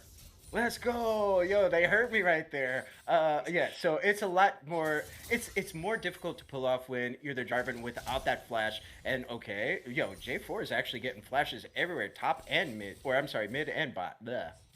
Yeah, Wuju, angry that his flash is gone, says, if I can't have it, no one can. So he decides to immediately run through mid and get that flash away from Benjamex on that Syndra. That's also going to be important moving forward. Right. But now look at this, we're getting a catch out. Burlesan being forced all the way back to Ignite. Is that going to be enough with Morgana to kill? No, Orianna being able to get away, going to have to sit deep at that tower, healing up a little bit with their potions and deciding to not immediately back. This is going to allow the forward tempo shift in favor of HoH as we see Truffles moving to the bot side of that map, looking maybe for an engage over the wall, but for the time being probably just taking those chickens. Kimchi on the other hand, continuing to push forward on the top side, being a little bit down on health, but look at that, a fully charged Q is going to do some damage to Clocks, and it looks like things are about to settle back down for normal, at least for the time being. This has been a high tempo beginning to the game from both sides. Oh yeah, it's only been 3 minutes and Mr. Kiwi and Truffles with that nice roam up to the top side. 3 minutes, like talk about cheesecake. Who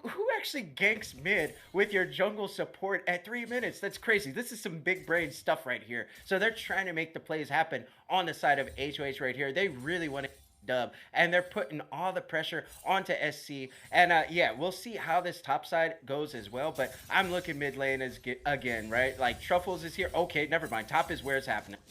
Yeah, Kimchi getting some damage, and that's going to allow for just send Clocks, and look at that. One more Q. Kimchi just going to blow all those charges and get the kill down. Clocks on Aatrox, unfortunately going down. Sounds like Dr. Seuss rhyme. Feels like a beginning of a snowball for the side of USC. Oh yeah, and look at this. Kimchi goes ahead, picks up those plated steel caps. This is so good right here. And it's going to be basically all the kill pressure that Aatrox did have at level 3 just went out the window. So you're level 4, 4 minutes. You pick up that first blood. You immediately pick up the plate steel boots. And yeah, it just makes it so difficult for the side of Clocks on this Aatrox pick to actually out-trade or basically harass in general Kimchi without losing. So nice job by Wuju to make that roam up. And yeah, he's making plays with this flash down. It is going to be coming up again. And look at this. He is not done with this wave stalled in the bot side. HoH is in big trouble. Yeah, look at this. Even though Mr. Kiwism just gets to level 3, gonna have to burn a lot of stuff to try to get the peel going on. Even though we get the flag coming down, it doesn't look like J4 is able to get the engage. Inferno just not having the hook up immediately right there. Unfortunately, hitting a minion a little bit earlier on in that lane means that we aren't going to be getting a big fight going on down there. Okay, Truffles is top side. They're looking at Mitch. Yeah, Hecarim running, and unfortunately with Kimchi trying to get back towards that tower, hasn't used their E yet, and doesn't look like they're going to need to, just able to kind of stay patient there. We obviously have Hecarim backing in the bush, so there may be the chance at a re-engage. Kimchi obviously acknowledging where the Hecarim is, standing there menacingly, just trying to bait something out, it looks like. Meanwhile, we have at the bottom side of the map, the first dragon going over to the side of USC, a big shift from what we were seeing in the early game last time around, as HoH by this point in the game already had that triple kill onto a Jinx.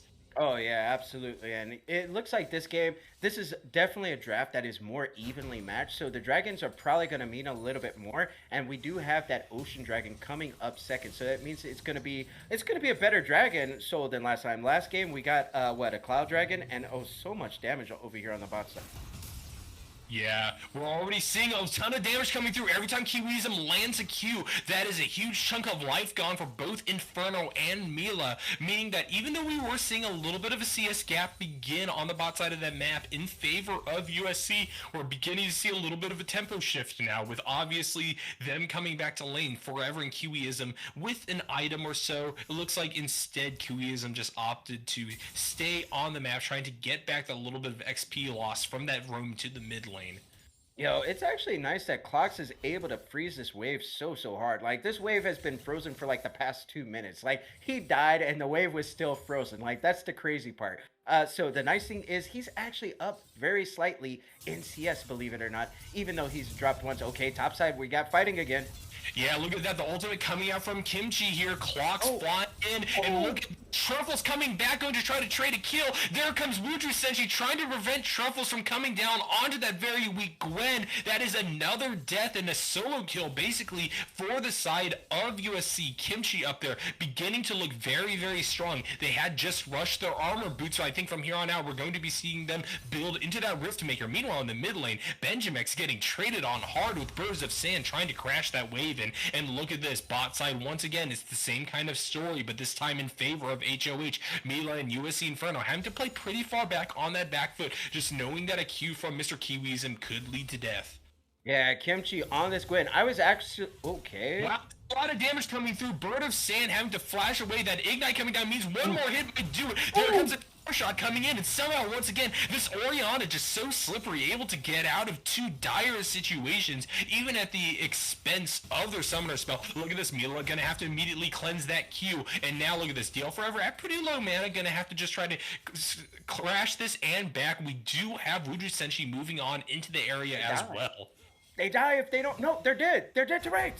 Yeah, Mr. Kiwism too far up, maybe. Look at this, whiffing the Q. DL Forever gonna have to spell shield, but unfortunately, ultimate coming through. But look at this, we get the re-engage. Truffles coming in, Mila getting forced up, and meanwhile, Inferno too darn low. Kiwism is going to be able to take down one, and now Truffles is able to re-engage. Would you be able to come out on top? There is a trade there, but Truffles trying to clean up this last champion here on the side of USC, and there you go. You now have a 4-3 scoreline, still a little bit of favor going over to the side of USC, but that fight definitely could have gone better for HoH Gaming.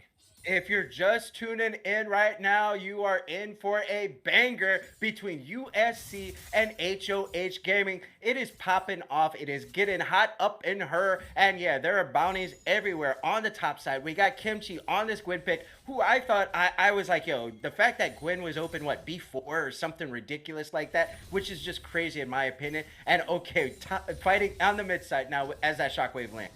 Yeah, that Shockwave gonna come out, gonna find that Syndra, but that basically ends up in a trade, and now on the boss side of the map, we get another fight going forward.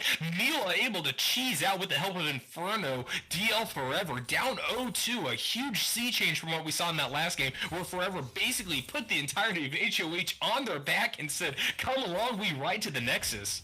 Oh yeah, Forever just overstepped right there. Your support's not there. The support was trying to roam up to set up some vision around the mid side. And yeah, Forever, I think maybe they didn't actually see that Mila and Inferno had made their way back.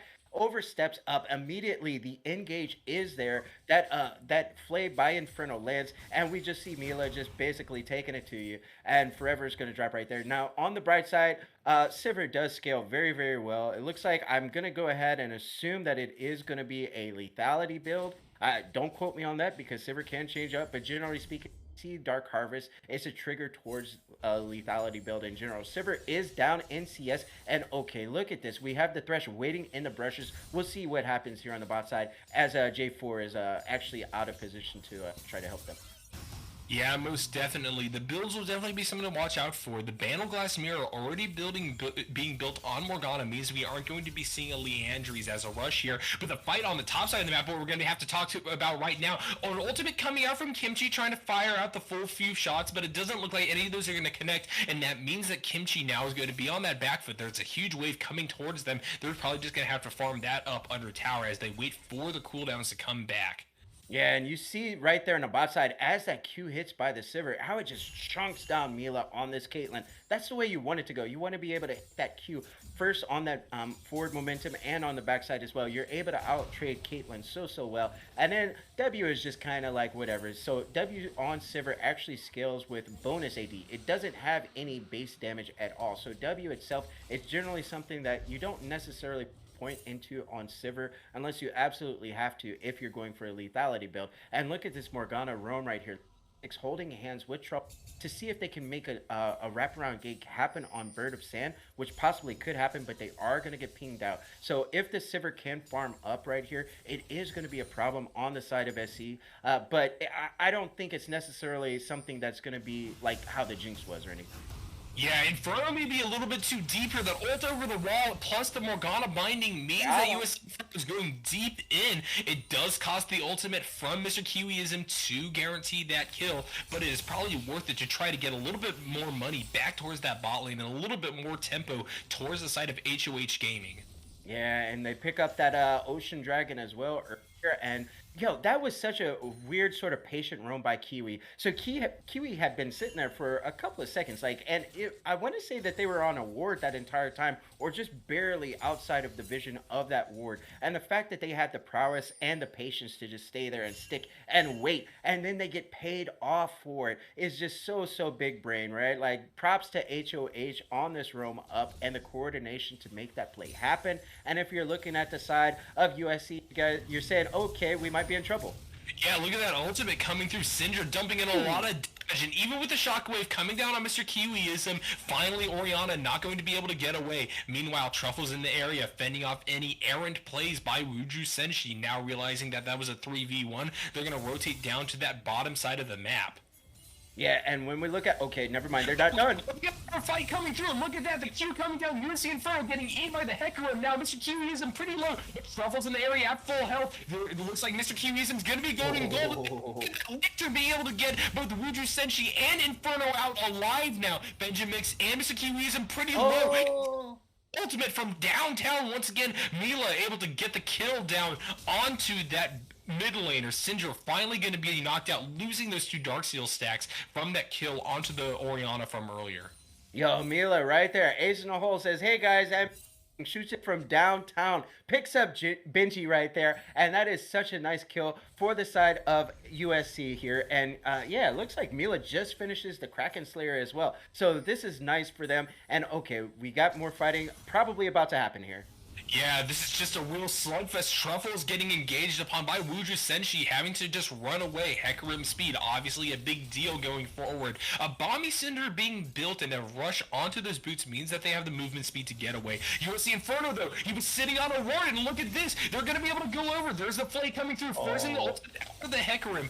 And now, once more, we're getting a fight, turning back. HoH looking for blood here as revenge for their, not fallen, but very scared and very hurt comrade.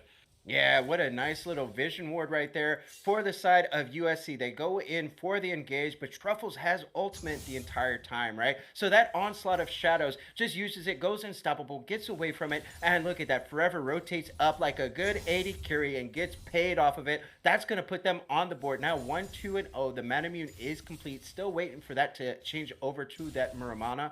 And yeah, it's going to be really difficult for the side of USC to actually get these invades in unless they have more people. So one of the things that you want to do when you're trying to play on this sort of style is you just have to bring more people. That's it. If you want to, we saw it earlier with Kiwi and Truffles. They brought 2 to the mid lane. Hey, you know what? Let's bring 3. Let's bring 4. And let's make sure that when we do pick these fights that we know that they're going to respond to, we're going to be able to actually collapse and win.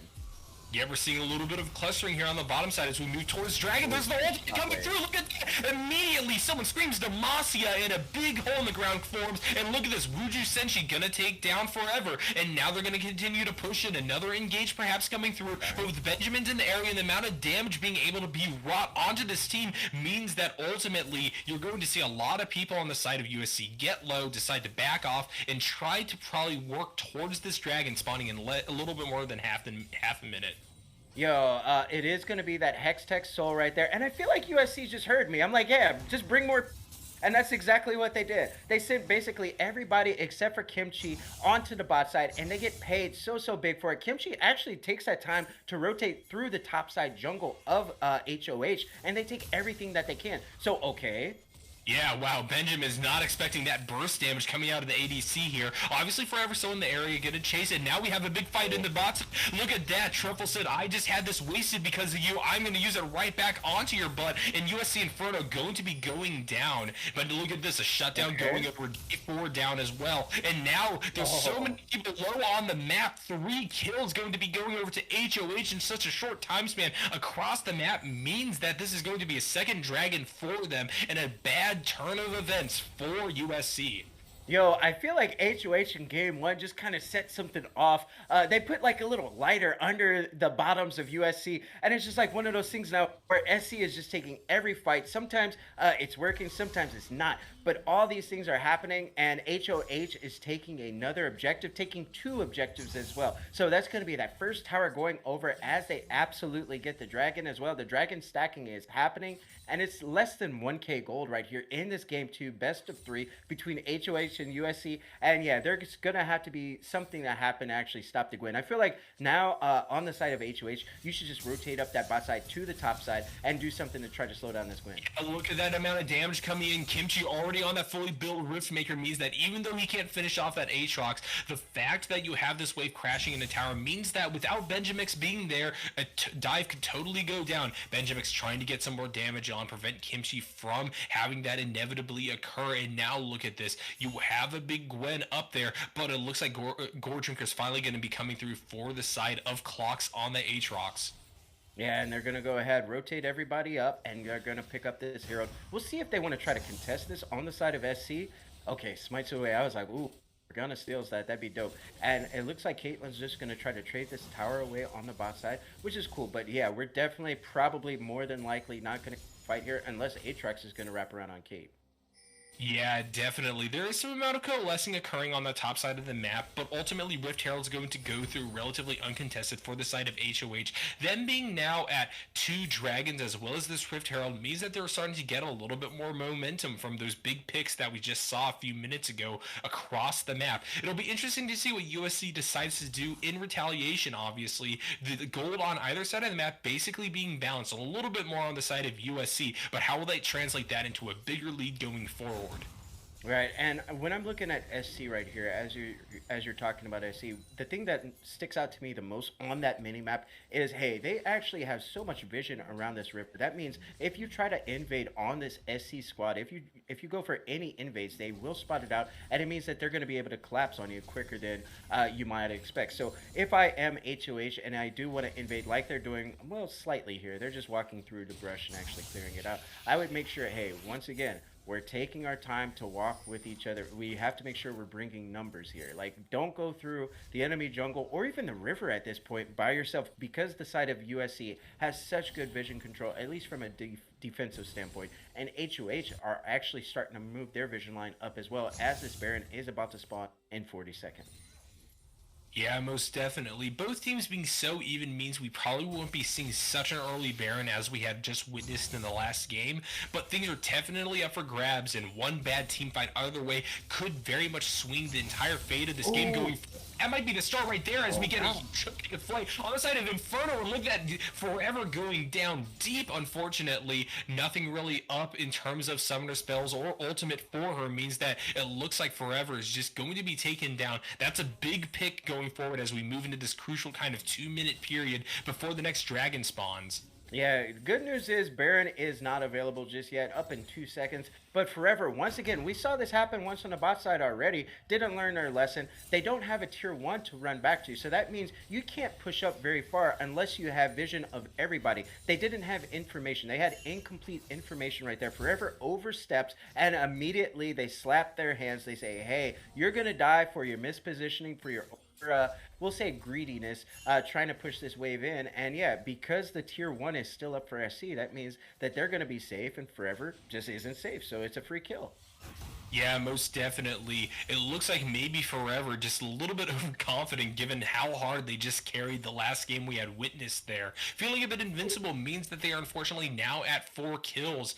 And it also looks like we're going to be getting some more movement across the map here. Hecarim at the bottom side alongside Clocks on the Aatrox, which is just so fun to say as we kind of move in and Dragon spawning in about 50 seconds. Yeah, and you see right here, we're seeing Truffles on this hack room clearing out some of this vision, and he's saying, "Oh my goodness, guys! Like they have like all the vision in the world in our jungle. We're gonna have to actually like invest in clearing some of this out because look at this. They know exactly where everyone is on the side of HoH." Yeah, Inferno pretty deep right there. Morgana Binding not going to hit and allowing for him to kind of wrap back around. But Forever is going to be up there alongside the rest of their team, trying to press down. We're probably going to be getting a pretty big fight here. Kiwis are maybe a little bit too far forward, going to get caught out right there. But with that spell shield, it's going to prevent too much more damage from coming in onto them. Able to drop a ward over the wall now. We'll be able to see a few more people coming through. That was a huge amount of damage alongside the ult. Mila just going to be able to take down the support from the side of HoH Gaming. Meanwhile, on the top side of the map, Benjamix being locked down heavily now by Inferno. Now with Mila moving up into the area, that's a double kill going over to the side of USC's ADC, and this is probably going to be a second dragon tying up that count for the University of Southern California. Yo, Inferno right there was actually just soloing up Benji. That was kind of impressive to watch. Inferno with a fancy laying down the box, basically just keeping Benji in place so that the cleanup can happen. And this is one of the things about Caitlyn. Even though I don't think Kate Thresh is necessarily a great lane, the fact is Inferno is playing the Thresh very, very well, hitting clutch hooks, really nice boxes as well. And Mila on this Caitlyn has been in the right place at the right time to be able to execute with those ace in the holes to essentially pick up free kills after all the work is done. And okay, everybody's here on the top side. Yeah, Kimchi waiting in the wings for Truffles to make a big move, and that move was the Krugs, and the move away from that was running to tower. Unfortunately, no kill going to be picked up for USC here, but that amount of pressure is going to allow for them to start setting up and maybe even start this Baron. Yeah, this is basically just saying, hey, do you guys see this? Do you see what's happening? You have to come to us now. So on the side of SC, they definitely feel confident in their fighting, right? Like they've been winning a lot of these skirmishes. They were losing a lot of be fair to HoH here. It's not like SC's just steamrolling. This is a very, very close game. And when you're trying to start up a fight, all you got to do is go to the Baron. You're just testing to see how they respond. If they respond and actually rotate to you, it means that they have vision, and you can decide, hey, do I want to fight this or not? Right there, they say, hey, it looks like they are responding, so absolutely they do have vision because I mean, they have the Scuttle Crab. So here we go again in the mid side. Forever immediately getting some damage in, and Syndra going to clear up that shutdown onto Mila. That's a large chunk of damage for USC gone off the map as the siege on the mid lane continues. Looks like we're getting the box coming out. Thresh trying to get something done here, being at a little bit higher health, trying to pick off either Kiwism or Forever. But now it looks like HoH is pretty much happy with the shutdown, with that damage onto the mid's turret, and they're just going to decide to back here and prep themselves for the next few sets of neutral objectives that will be popping up across the map. Yo, Gwen is looking wicked scary right now. Got the 250 gold bounty, but do you have the Nashor's complete now as well with the Rift Hero? So the Gwen is online. We're looking at the with the Andres and that Saris Embrace that is fully transformed right now. And yeah, so far the Saris is doing some work here. What we got already 606 healed already, so that's pretty crazy. And we got the Shockwave doing work for Bird of Sand, so it's doing almost 500. And okay, Bird of Sand. Yeah, deal Forever being that front line, kind of face taking a lot of damage though, and already going to be low, having to step away from that front line. Going to stop any bigger fight from occurring right here. But it really looks like HoH are very intent upon taking that mid turret. That is the last one standing for this first line of defense on the side of USC. Yo, Forever is actually crazy, dude. Like, you would think after you get solo boloed up or like overextending and getting punished for it twice now, two of those kills are just because he just overstepped without vision and just wanted to farm too much. But once again, Forever is the one actually pushing the pace, trying to force these engages on the Sivir, which is, I would say that's really crazy considering it's only 25 minutes. It's not like this game Sivir, like one people something crazy like that. So this is really interesting watching Forever pilot this Sivir pick. I'm like partially like looking at the damage. Okay, never mind. We got another fight. Coming down from the side of Bird of Sand. USC going to try to capitalize on this lost health bars. And look at this ultimate coming. Blocked him Forever. Mila just saying, hello, can I please get the Morgana off the table, please? And that kill is going to be huge, as now we're going to see a second Baron attempt coming through, this time with a little bit more gusto from USC. Oh yeah, this is definitely going to be a nice Baron start. Oh, they want this. They're going to contest. It's gonna ult over the wall, but look at this. Blue gonna secure that kill. It wasn't even the jungler as Caitlyn getting it, and look at this. Mila getting the kill back on the truffles. Demacia being screamed out once again. Wuju Senshi coming in though. That's going to be a huge ace going over to the side of USC. Oh yeah, that's going to be that ace. That's going to be the Baron. Let's see what they can get out of it with this Baron siege. USC coming to play. Let's go. Them Trojans is online. 16 to 11 in kills. Up about 5k right here. The next dragon is up in 30 seconds, and they are absolutely destroying HoH now. It had been very, very close in the past, but we just see over and over SC are making cleaner plays. HoH making mishaps. When we see how Forever died right there, or I'm sorry, Kiwi died right there with that ace in the hole, right? Like nobody blocked, and essentially that just basically ended it before it ever began. All you had to do was just block it. You can pop a spell shield if you're Sivir, and I'm pretty sure that absorbs the ace in the hole. And that didn't happen. They just let the Morgana die for free. Immediately turn the Baron, pick it up, Bo3, and yeah, they are in commanding as they open up that base, crack that inhib at 27. Yeah, maybe a little bit of differences on the comms there for the side of HoH, allowing for that Caitlyn to continue to snowball. Obviously, sitting there with a 300 gold bounty and a huge tempo swing means that this is going to be USC going on to Soul Point, hoping to take this series into a Game 3. Yeah, they really want revenge after how HoH just obliterated them in game 1, and in game 2, we're just seeing how we're just seeing how SC can play when they're the ones with the lead or in the driver's seat, and they are constantly the ones pushing the pace of this game. They are constantly the ones trying to set up vision, trying to make something happen, and it's been back and forth, but we're seeing SC is just starting to look a little bit too good. Yeah, hiding around that corner, trying to get a fight. There's Truffles trying to go for an engage, finding nothing, and immediately turning back out of there. That's going to pop the teleport, and immediately we see the Gwen being chunked down to 2/3 health. That is a crazy amount of damage still from Benjamin, so definitely don't count out HoH quite yet. Yeah, and when I'm looking at this R, when I'm looking at Unleashed Power, it is doing a lot of damage for the Syndra. Looking at about 1,300 damage right here. And okay, we're not done. Yeah, once again, more fights coming in. That's a lot of damage going down onto the side of USC. HoH basically understanding that if they let the siege continue, if they lose another inhibitor, this will be disastrous as they continue to fight forward. But look at this, Truffles is going to go in, sensing blood in the water. USC and Furrow going to have to drop back, being definitely at too low of a health. Wuju Senshi also standing there, with Kimchi being the only one able to continually contest the base for USC. This Baron definitely could be going a little bit better for them. Yeah, I mean, they're taking it slow and everything like that, but the fact is they're chipping away, and Benjamix on this Syndra doing a lot of damage with just the Scatter of the Weeks. I want to say Scatter of the Weeks. I want to say it's doing close to 400 damage with just one ball. Okay, big Shockwave.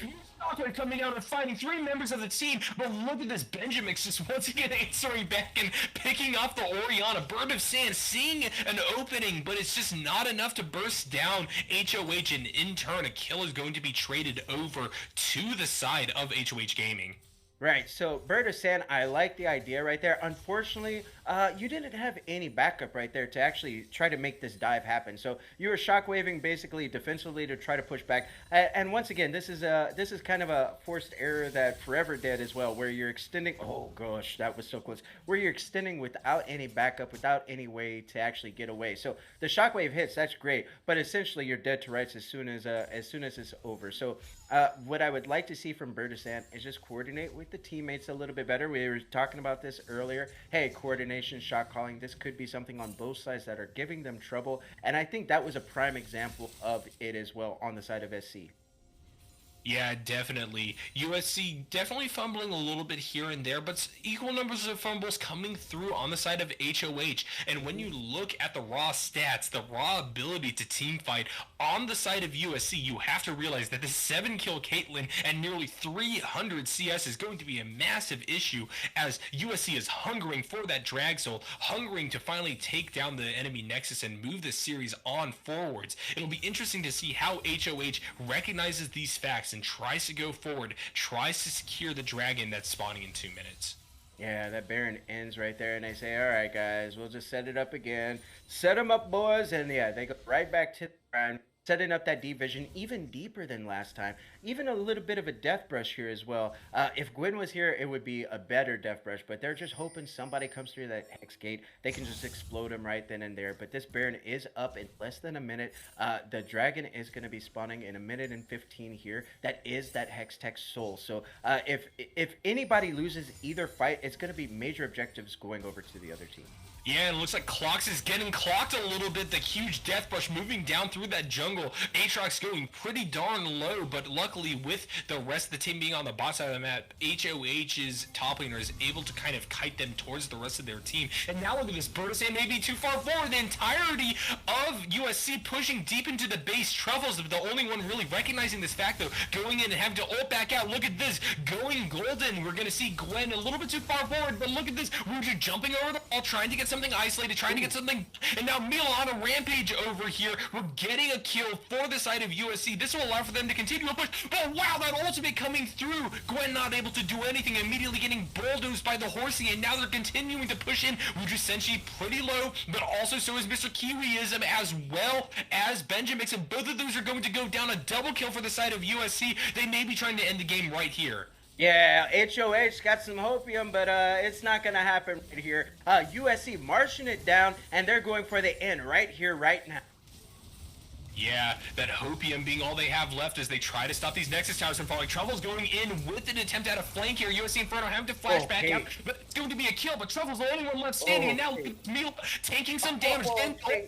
That is going to be an effective ace for the side of USC as they're going to take down this last tower. Forever the only one up, really taking once again, doing basically nothing. And look at this, USC turning the fortunes around, turning that hopium for HoH into some copium as we move into a game 3.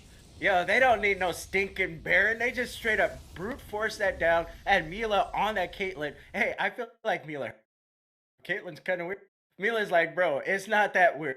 Good pick. And Mila just popped off right there. It was partially being right place, right time early on, but we saw right here.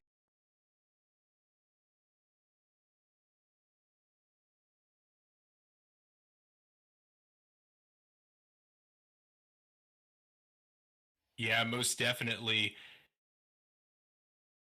I think that it's pretty important to note that going forward, we have some really interesting things to talk about as because we move into this game 3 and we continue to see a focus on the bot side of the map. We saw big differences from either side basically being the most impactful choices for both teams. And so with that in mind, will we see in this third draft a continued choice to focus on picking good ADCs, picking these scaling carries, picking this big font of damage going forward? And from there on out, how will we see the rest of the team kind of adapt to these factors? That's a great question, and hopefully we find that out in Game 3 as we send it to break right here on this on Aegis League right here. AVL, let's go.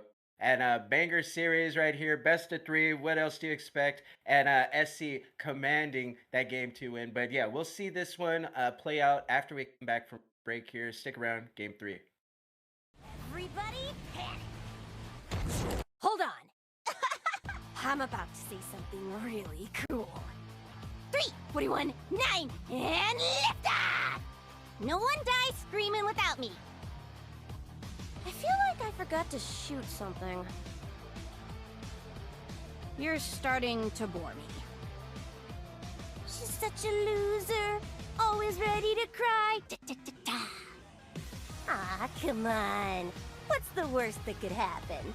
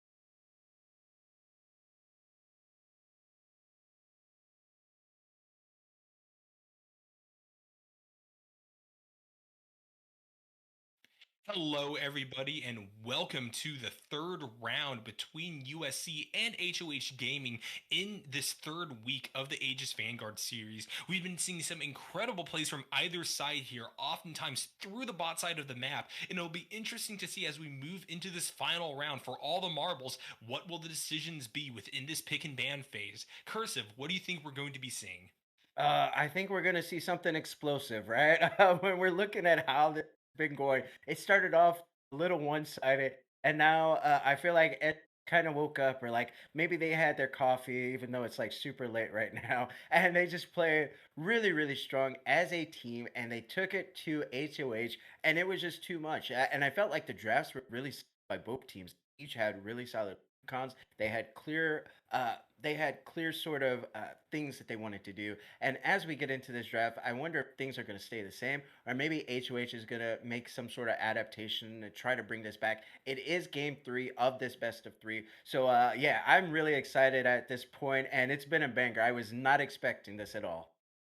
Yeah, me neither. After that first game, I thought, okay, well, HoH has gotten some strong grounding going forward. We're going to be seeing a lot more banger plays coming out of their bottom side forever, doing some crazy things. But in this second game, forever locking in that Sivir, trying to play a little bit more with the team, but in turn, oftentimes just blocking things with their face, maybe not coordinating as well, and that allowed Mila their chance to shine. And now look at this, beginning to move into the ban phase. We're seeing the repetition from before. HoH going with the Malzahar and Master Yi.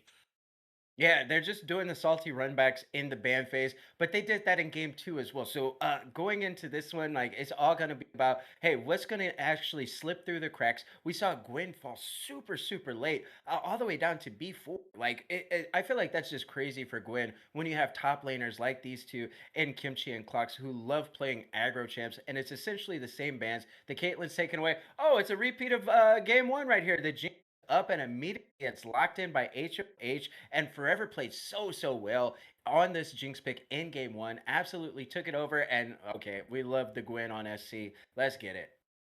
Yep, it looks like both teams going not necessarily with their comfort picks as shown from what they do in solo queue, but rather their comfort picks from within this very series. We're getting kind of a greatest hits here. We're getting the top side of the map with Kimchi jumping onto that Gwen for a second game in a row. Meanwhile, HoH using that crucial first pick to lock in that Jinx, who was just so valuable for them in game one, forcing USC now onto a different ADC. The Caitlyn obviously being banned out here, and it looks like they're hovering the Jhin. What do you think about this matchup?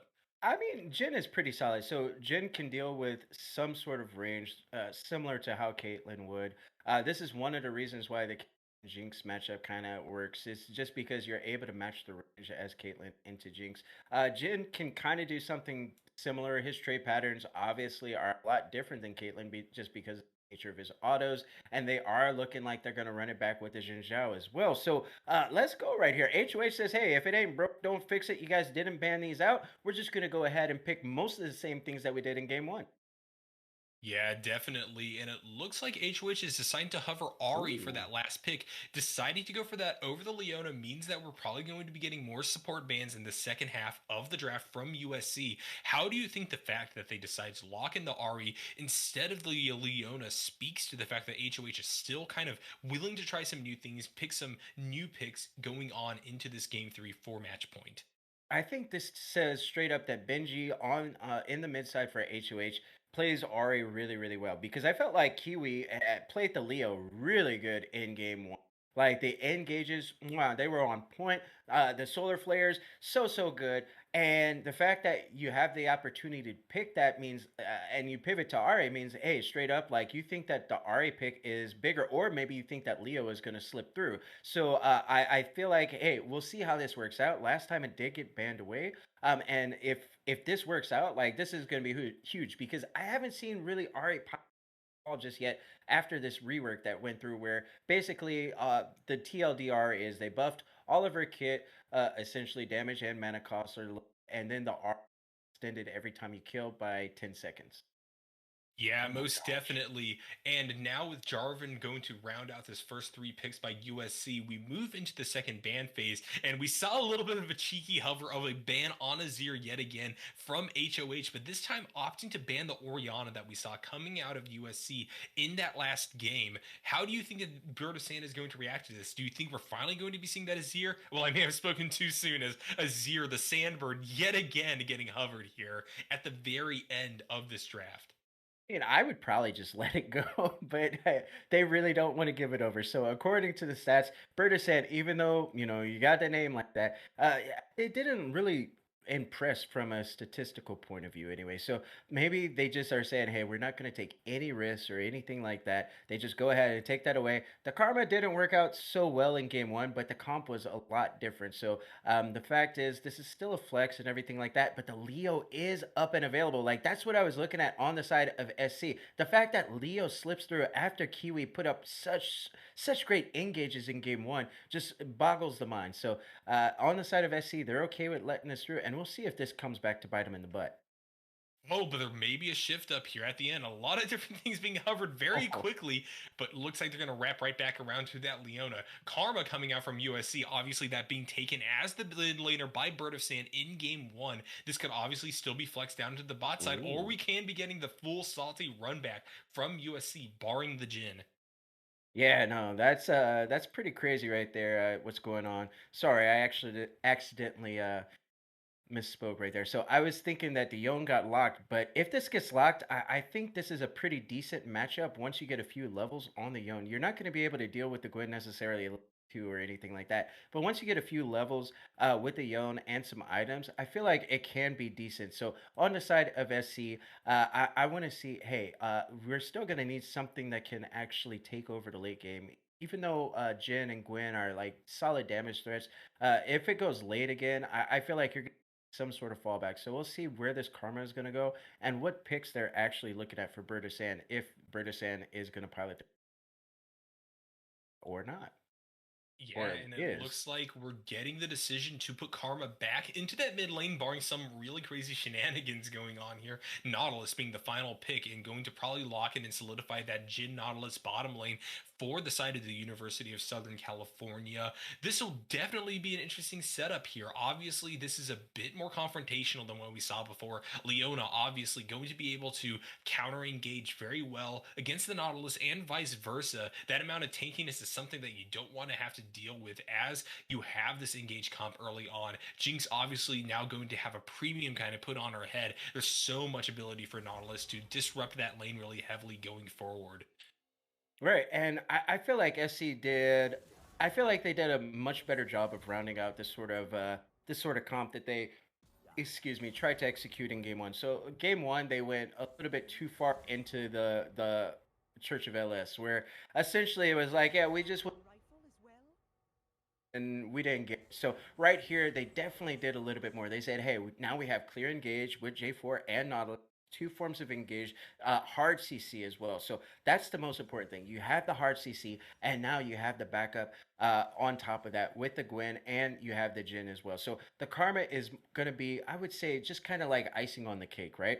Like if karma gets fed and is able to become a huge AP threat in the mid side, like great, whatever. But when it comes down to it, karma is there to kind of facilitate the Gwen and the Jin going forward and doing damage. So it's going to be a lot about the, and Kimchi on this Gwen played very, very solid. And on the side of HOH, I feel like they have damage everywhere, they have CC essentially everywhere. I do think I like their comp, but like I said, there's question marks in my opinion because I haven't seen very good results from Ari so far, even though people have been like talking about it's so awesome in this game three. We'll see if it pops off. Yeah, most definitely. It's always nice to get these new champions kind of run out. Obviously, we got the Zeri in the game one. Now we're getting this rebuilt Ari in this third game here. It's going to be cool to see how that new reset mechanic kind of factors into team fights. Obviously, that mobility is going to be really nice given the kinds of champions that we're seeing coming from HoH here. You get the big wombo combos, Zinjao, Leona able to engage, Yone able to run in with that ultimate, and Ari and Jinx operate as a really strong backline here. Obviously, Ari also going to be a potent threat with that charm, means that you have a lot of different ways to get picks, to get fights going as HoH. Absolutely. And I feel like that's the biggest strength about Ari, being able to reposition, continue going in on fights where essentially, I mean, it's almost kind of sort of like in theory when her R gets popped, it's kind of similar to, well, I'm not going to say the champion I'm thinking of because then people would be like, no way. But essentially, you're able to position in ways to where other champions cannot follow unless they have a mechanic similar to that. So it's one of those like things that kind of go outside of the rules of League of Legends is what I'm getting at. And I think that's why Ari in theory can work, provided you're trying to actually do something with it. So this Jin pick can be a target, but I just feel like when you have that Karma as backup, right? It kind of gives that little safety to Jin. So Ari's going to have to really pick the spots very, very well. But I think it's a very creative adaptation coming out from the side of HOH. And if it works, they're going to look really, really good with it. Yeah, definitely. Obviously, both teams here trying to vie in this last game for the win as we are moving into round three in the Aegis Vanguard lead between HoH Gaming and the University of Southern California. Cursive and I think, are going to move to a break here pretty soon. Cursive, any last words before we jump into this momentous game three? Everybody spectating right now, do not leave. Like this has been a banger of a series. You're gonna miss out. Stick around, and yeah, hopefully you like being entertained because this has been a good so far.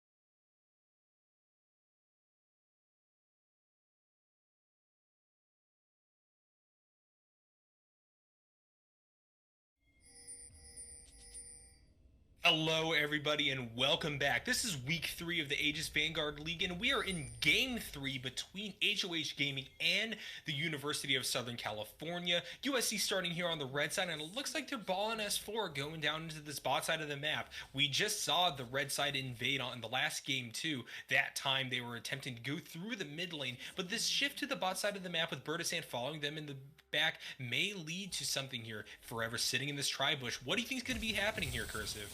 I think he's dead. Oh, yeah, I think so too. That was a quick first blood going over to the side of USC here. Definitely happy with that pick off onto the Jinx. Jinx forever going 0-1 to begin with. Definitely a little bit of a change from what we saw happen in that first game where we had a 3-0 Jinx before 7 minutes. Yeah, but still a little bit something that we can expect from Forever, who is what's a good way of putting it?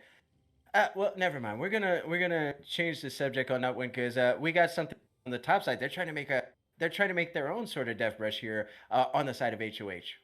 Yeah, no real vision for the side of USC here. Kimchi waiting pretty patiently on Wuju Senshi, and now look at this coming in. Wuju Senshi already low health, gonna have to smite that red to try to get up here. Kimchi also in trouble, having to run away. Getting that E early means that they're able to both back off towards the tower, but that is going to be a small victory for the side of HoH, as they are most definitely getting a tasty red buff out of that. Oh yeah, it picks up the red, gonna go ahead, get the Raptors as well. We'll see if Wuju tries to set up some vertical jungling here, because normally when something like this happens, you just say, okay, I'm gonna go blue, immediate leader. You're red, try out. It doesn't look like he's necessarily doing that because he is on Wolves and he is so low, right? So he's trying to get as much as he can to prevent Truffles from actually trying to steal everything. And it's working out because Truffles is actually just running back. Hey, it's fine with me. But at the end of the day, this is a big win for the side of HoH because Wuju is going to have to back. Like, look at this HP. Like, I'm actually scared for him. Yeah, it'd be crazy to see an execute occur. Oh, my yes! Oh my goodness, I was just saying an execute at this level of the game. Wuju just trying to keep the tempo up. Unfortunately, the amount of life we saw taken away from him up there in the top side of the map means that he is now going to be very behind on that clear. Yeah, he had already smited once to try to actually survive that gank, which did work, right? But he didn't have smite up yet. I think it was, what, 5 to 6 seconds away from actually being up. Like, if he would have waited for the smite to come up, he probably could have done that. But yeah, no, he was just too low. And yeah, unfortunate. Luckily, though, it's just an execute. And there's trading right now every single lane. So it's going to be really difficult to actually rebound from this because whoever gets prio first, I feel like you should try to set up Truffles to get some invades going on and take advantage of that lead because he is up so big already in terms of farm. Yeah, unfortunately what that execute means is that you get Truffles able to rotate down and clear his bot side out, now really taking away any hope at a vertical jungle setup for Wuju Senshi. Now look at this, Kimchi on that top side of the map, full stack standing there with the empowered E-autos, getting damage down onto clocks, but look at this, that's going to be a stun down. USC Inferno, though, going to continue to move and knowing that the Jarvan's behind them, and look at this, here comes the hook coming down, both are pretty low near the tower. Inferno going to get poked out as the time continues on, but Mila getting hit really hard, playing a little bit too far forward there, but Forever taking the brunt of the damage right there. Yo, they are playing this one really aggro, and okay, we are not done. Re-engage occurring once more. Truffles down to the bot side of the map. Mila getting away, getting ignited, but barely staying alive there. Inferno also in deep trouble here. We're getting enough time for Bertasant to finally move down, and look at that, Mila getting a kill onto Kiwiism. Things were going pretty brightly there for the side of HoH Gaming, but USC able to answer back with a kill, even after that execute on the side of the Jarvan. Now you have two lanes now firmly trying to get the lead going. Look at that coming forward. That's a great dive going there. Benjamix, though, in the area, going to finally secure one kill for the side of HoH, leading to a 1-for-1. But look at this. USC Inferno once more engaging onto Truffles. Truffles getting the kill back onto him now, and a charm going over. Wuju Senji definitely very low here. Mila trying to prevent another kill from going through, but that greed from the side of the Nautilus on HoH may be disastrous as Mila is being chased all the way back to the tower, and that Q getting a shutdown onto the Jhin. Oh, what a fadeaway right there. I was about to say, Mila on this Jhin. is just sniping everybody down. We saw it on the Caitlyn, the sniper, right? And now you're doing it on the Jhin as well. But yo, Benji on the Ari, able to clean up so much, get a big payday out of that 301, 300 gold bounty. The farm is actually even with the Karma as well, who I believe rotated down. So all hell breaks loose on the bot side. And at the end of the day, Benji is the one standing over the bodies with the money. He just took it all. A 2-0 for the side of USC unfortunately transitions into a 4-4. Truffles now on the top side of the map, trying to change that score once more. Look at this, Clock's going to come in. Kimchi not really able to do too much with that knockup, with that Xin Zhao in the area. And Clocks, even though they were being heavily pressured, is going to get a little bit more gold coming back into that top side. And it's going to be a little bit more difficult from Gwen here on out to continue to try to snowball for USC. Yo, I love the roams right here by Kiwi. Every time they can, they do. And yeah, this time, Clocks gets paid. And okay, we're looking in the mid side.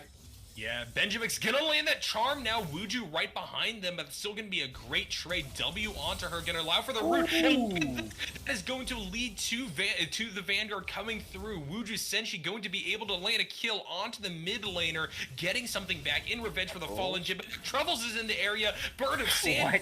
It's straight all around the map. As now Mila and USC Inferno are going to clash down onto Forever, who was left alone in that bot side of the map.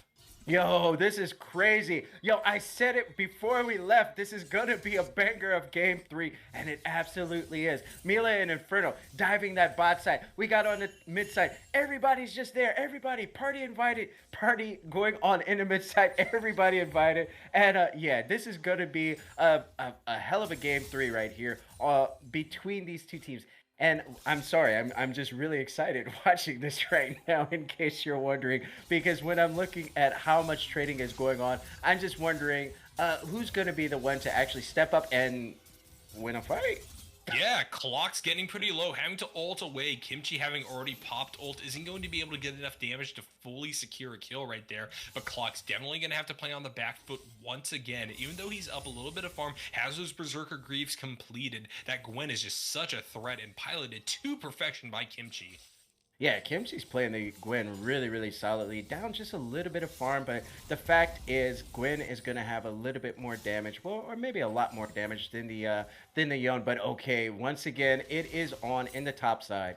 Yeah, Truffles in the area, forcing away Wuju Senshi, just trying to back off. Gonna go for their Krugs here. Unfortunately, we are going to see that develop into anything bigger. But the fact that we have Forever so far up on the map means that we're probably going to be seeing at least a contestation of Rift Herald here for the side of HoH Gaming. Meanwhile, on the bot side, Mila continued to try to snowball with the presence of USC Inferno there. Getting that farm, getting those plays. We're definitely seeing Forever throwing away a lot of XP and a lot of farm to try to help with these neutral objectives. And I'm wondering, Cursive, what do you think about that decision, given the fact that so much damage is being done to this bot side tower?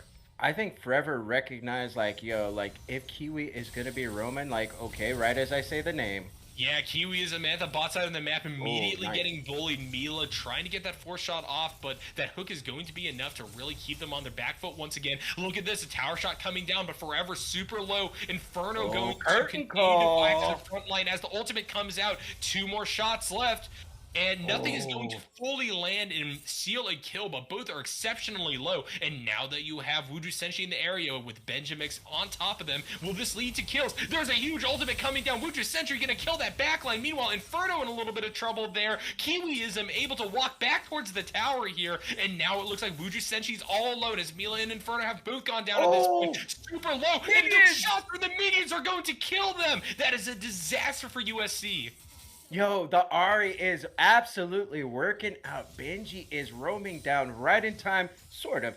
You're able to actually prevent this tier 1 from going down at pre-10 minutes, but it was already too late. Forever just so far behind, right? 30 CS down almost. The Gale Force is actually complete now for Mila on this Jhin pick, which is absolutely working out. Forever popped off so hard in game 1 on the Jinx, got fed really hard early on with 3 early kills in game 1, and in this one it's the exact opposite. He just fed him right back, got dove a couple of times, set so far back, and it is going to be so difficult now for this Jinx to come back. And that's the second time we've seen Clocks getting clocked in that top lane, having to ult away. Unfortunately, Kimchi putting down so much pressure on that side of the map. It is definitely the case that we're seeing another real banger of a game come out here. I am shocked to see the number of kills present on both sides of the field. But as you were talking about before, Benjamix there on that Ahri, 6-1, just going to be such a huge threat as we move deeper on into this game now. With the Cloud Drake spawn, we already have Truffles in on it. With Ahri in the area once again, it'll be a question of what will the contestation be, if there will be one, from the side of USC. Yeah, and HoH just won every major objective. Never mind. Yeah, Truffles finally getting linked away. Going to have to R to try to get out of there. The hook is not going to come down. Dredgeline not connecting. And look at this. USC Inferno, now the only one left standing. A huge turn once again. And we're seeing another snowball. HoH coming right in. That Ahri charm coming through. Truffles on a killing spree. And that is 7 kills on that Ahri. Yo, I think maybe it's just a Jinx thing. It's like they lock Jinx and somebody's gonna get fed. It might not always be forever, but when we see Benji on this Ahri at 714, and also Truffles on the Jin Zhao, super fed at 413, we gotta say like, hey, we're gonna have to put this prio on the top side. Yeah, Kimchi there, definitely getting hit down a little bit. Things got scary, but Clocks, unfortunately, even after that initiation, not able to solidify a kill for himself. Definitely pretty close, though, given the fact that Kimchi did not have ultimate up at the time. Yeah, that was definitely a lot closer than maybe Mitch or... Oh, not done. Yet another engage coming through on the bot side of the map. This time Mila gonna go low really quickly after you see Forever unloading that ultimate. Now trying to fight against Inferno, but knock him. Inferno just walking through people as the Jin ranged down thunder onto the side of HoH. They got a little bit too engagey right there, and Forever once again blocking things too much with his face. Yo, this is absolutely crazy. This is all over just a tier 1. Like, they dropped the Herald and they just walk away. They're like, oh yeah, this is totally good. But look at this. On the side of SC, they battle back. They're up right on time as they respawn to actually stop this turret from going down. And on the top side, we're seeing this Gwyn and this Yon just duke it out. And finally, the tier 1 is going to fall. This started like 4 minutes ago. Finally, it's going to drop. But look, Ahri is here making the roam down once again. Yeah, it's going to be interesting to see. Benjaminix is going for it, in fact, though. That is going to be an isolation onto them. It is going to be a glacial, preventing them from going too far up to Mila, but you see person down.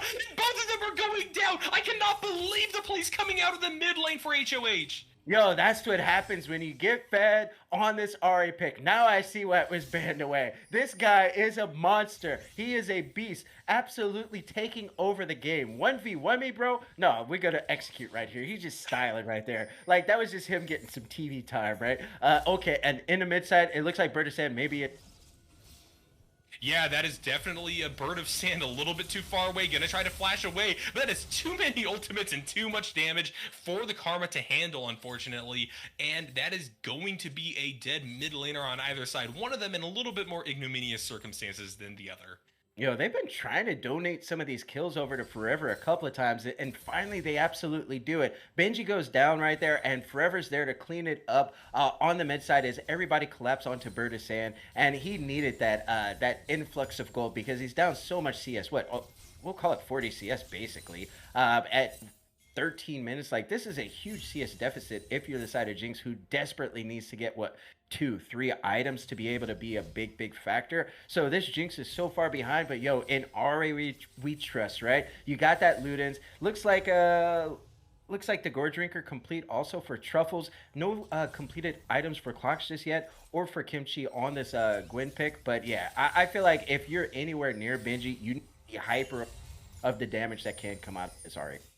Yeah, we saw a straight up 2v1 occurring in that bot lane earlier, and Ahri's only gotten stronger from there. The Luden's coming out. It looks like they're going to something like the Shadow Flame, maybe, given the fact that a needlessly large rod is already in the inventory. We're seeing a little bit of an engage on the top side. The ultimate going to land onto Clocks getting it here. Kimchi trying to get back towards the tower, but now look at this. Truffle's just not getting the damage landed down onto that Gwyn, and now it's going to be everyone on the top side of the map. It's Smash Ultimate, baby! Wuju Senshi getting picked down, though, staying alone inside of that Coliseum of his own creation. That is the jungler dead for USC.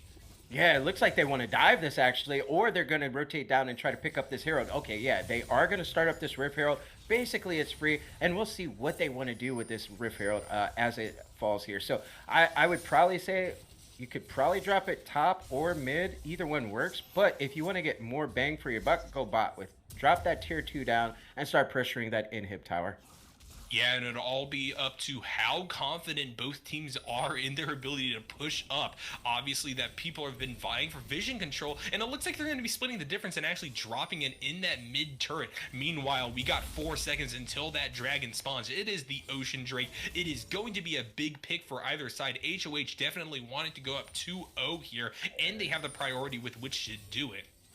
Yeah, and everything's available, right? Oh my goodness, the damage. Yeah, immediately that Ari charm coming through. USC Inferno going to be one of the main sources of engage now, taken away from USC. The teleport's coming down now. Everyone here once again, and it looks like we're going to be seeing the University of Southern California decide to peel off a little bit, back away, go up, go down 2-0 for these Dragons, which is a little bit troublesome for them, but you also have to recognize the fact that they have this big Gwen in the top side with that completed Rift Maker, with the ability to continue trying to 1v1, trying to pull through some wins, some turrets. It'll be interesting to see how USC continues to change their orientation within the game, choose their different priorities. And look at this. It looks like as soon as Kimchi approaches the top side, they're immediately going to start the fight going, holding on towards that ultimate, waiting for Yone to come back. Look at that. And now we're going to be getting a confirmation of the kill with Wuju Senshi in the area. Clocks going down. That is a much needed kill for the side of USC. Yeah, I was going to say, I feel like USC just recognized as Inferno dropped right there that, hey, this RA pick is so strong. We need to be more careful about the fights we pick when it is 5 people grouped together. So I think the reason why Kimchi just are committed to... Oh my goodness, nice damage. Okay. That's a mantra Q if I ever did see one. Benjamix being powerful but not being too he healthy. might kill. Yeah, those ultimates coming through, and now look at this. We have Truffles in the area, standing just right in front of the Ari, saying, "I will protect you, my queen." Yeah, he should curve the bullet right there. You remember the movie? Yeah, and now look at this dive coming through. Truffle's gonna get hooked by USC in front of that dredge line, doing a ton of help for the fact that you now have the dead Xinjiao, but Nautilus also going to be taken down forever, pretty low here. We have Mila also at about half health moving away. We have to get Wuju Senshi now into the area, trying to fend off that Clocks on Yone, trying to get towards the ADC on the side of USC. Ultimately, that solidifies down in a trade for either side, but beyond that, not much more. Yeah, we saw Inferno just hard committing right there. Said, hey, you will die right here, buddy. You're going to die. You're going back to the... And Inferno seemed pretty okay with going with him. So it's a nice trade right here. The gold lead isn't necessarily as great as you might think. It's less than 1K, or yeah, less than 1K. It's 800 right now. Baron is going to be up in 2 minutes. Next dragon is going to be that mountain dragon. It's going to be that mountain soul. And as we get into this mid game, it is going to be about who is going to kill this RA pick. How are you going to stop it? You can't send in a J4 because Demacia, Ari just dashes out of it, right? Maybe you can get Inferno to do it, but hey, here's the thing. The RA damage is so high that you can just burst Inferno down before you ever get anything. So this is definitely a problem that USC is running into. And as we transition into this mid game, we're going to have to see how they play this out, because it is definitely the Benji show on this RA pick. Yeah, most definitely. And it's also something to note that for the time being, we aren't actually seeing much itemization towards magic resistance from the side of USC. Almost everyone is going with their armor boots. Almost all of them are just going with raw damage. The Rift Maker, the Gore Drinker, the Luden's Echo. None of these things are really going to help against that ever snowballing mid lane threat on the side of HoH. Yeah, absolutely. And okay, hook lands. Yeah, there you go. Dredgeline immediately going to start the fight right up. And look at that. Right through. That is going to catch everyone out right there. Wuju Senshi flashing over the wall, but it's not going to be enough. That is a triple kill. Kimchi getting charmed as well. That ultimate can mean nothing. A quadra kill. Oh, Jinx, no. Oh. If I was the Yone right there. Alt F4, you're fired. No, what a scrappy battle right there. The Yon pick is just a monster on the top side. It looked like Yon was gonna go down right there on that engage by Inferno, but no, turns it around right then and there. Hits that fate sealed right there and just gets a huge knockup. Everybody's in position to follow up on the damage, and the fight is instantly won on the side of HoH. Now that is a big lead. They are up 4K just like that. It was 800. Now they're up 4K off of that. So, bro, clocks on this Yon. Okay, we're not done. And look at that Inferno walking into that bush. A little bit of a face check right there. This is going to get onto Truffles, and he is going to go down. Mila doing some amount of damage, but Clocks once again back in there. But that shutdown going over to the Gwen. That is a large amount of damage, even though once again Yone picking up yet another kill. Yo, I feel like the message of this series in general is, yo, back away. You don't have to extend so far up. Oh, man, look at the damage by this RA, though, as she runs. Speaking about extension, this one going over. Benjamix trying to get a charge down onto Wuju Senshi, and while it does land, there just being 4 of them in the area means that even someone as fed as that Ari isn't able to fully sustain a fight against these players here. Yeah, they're just basically trying to siege this down, push it up so that they can rotate over to this dragon. As it spawns in 8 seconds, it is going to be that Mountain Soul, Mountain Dragon coming up. And it looks like SE has not gotten a dragon just yet. So they definitely want to do this. And okay, Flash is in. Yeah, there we go. It looks like a Zenith Blade is going to land. Benjamic's pretty low, though, not really able to follow up on Mr. Kiwiism's engage, and now we have the whole team on the side of USC coming through. Mr. Kiwiism's going to go down. Bird of Sand doing a lot of damage here. That's a Yoda ult coming through, though, and look at that. Clock's going to go into the backline, pulling back now. Inferno in the area, trying to lock down that champion, and boom, USC Inferno able to somehow get out after basically soloing down Clocks once he returns to his body. Yo, yeah, exactly. I was just going to say, never mind, not nice. Forever looked like they were actually about to pop off right there as soon as that zap hook hit, but it didn't happen. Inferno actually lives, and yeah, it's going to get taken down. And that was pretty crazy. Pretty crazy. What a crazy game we got going on right here. This is going to be that Mountain Dragon Soul point picked up for HoH Gaming. Yeah, Benjamix playing that actually very reservedly and correctly, I might say, given the fact we've been talking about that theme of overextension. It's really refreshing to see Ari, even within that huge lead, not really diving in, deciding that maybe Kiwiism went a bit too deep and just waited for that fight to be over to help secure that Drake for the side of HoH Gaming. This means that you now have this big snowball beginning to roll up, as Kiwiism definitely trying to secure that vision around Baron Nashor being the next big neutral objective up on the map. It'll be interesting to see what USC can do to contest this ever-growing death march from the side of HoH. Yo, and so they were in trouble with the Ari, right? Like we talked about, how are you going to lock down an Ari with CC when you can one-shot the Nautilus as Ari and you can just dash out of the J4 ulti? But look, now you have Clocks on this Yon pick, similar sort of circumstances, right? Like it's really difficult to lock down a Yon who has so much mobility. Okay, let's go with that Zenith Blade. Kiwiism being very eager with that flash in, gonna be able to get the ultimate right down onto USC Inferno. Clocks in the area means that all the tankiness is in the world isn't gonna be able to stop that kill from going over to the side of HoH. And now look at this, going to decide to channel this ultimate coming through. There goes the Locket of the Iron Solari being popped on the side of Kiwiism, gonna prevent too much damage from coming through. Mantra Q over the wall, gonna chunk down Kiwiism pretty heavily, but that is still a pick in favor of HoH coming out through all this. And it looks like they're gonna keep going. Clock's gonna ult over the wall, going to be able to catch out Wuju Senshi, forever taking up the kill. And now look at that, he's gonna continue to snowball forward. Mila also dead. Bird of Sand running back towards tower.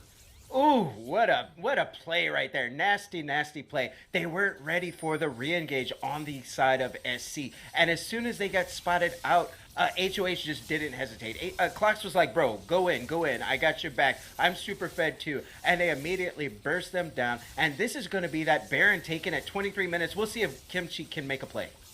Yeah, Kimchi going to dash over the... The steal coming through for USC. That's going to save their chances in this game. Forever getting on a killing spree, but that is a 100% worth. Type that in all chat, baby. USC is able to stop the Baron mark from occurring here on the side of HoH. Yo, who saw that coming? Like, I didn't think... What? That was maybe 10% left right there. Goes over the wall. Snip. Gets it down. Truffles can't even smite it away, right? Like, that was so much damage coming through to finish that off. And what a big Baron pickup that was for on the side of SC, because if HOH got that right there, they just group mid or whatever lane they want, march it down, and they just win. That was so clutch. And I want to say, I'm pretty sure that was blind also. That was just like feel right there. He used the force on that one. Yeah, most definitely. There was a control word there preventing too much vision from being caught out on the side of USC, but it didn't matter. That confidence to be able to go over the wall and sacrifice for the greater good like that. Kimchi definitely making some fantastic plays there on the Gwen.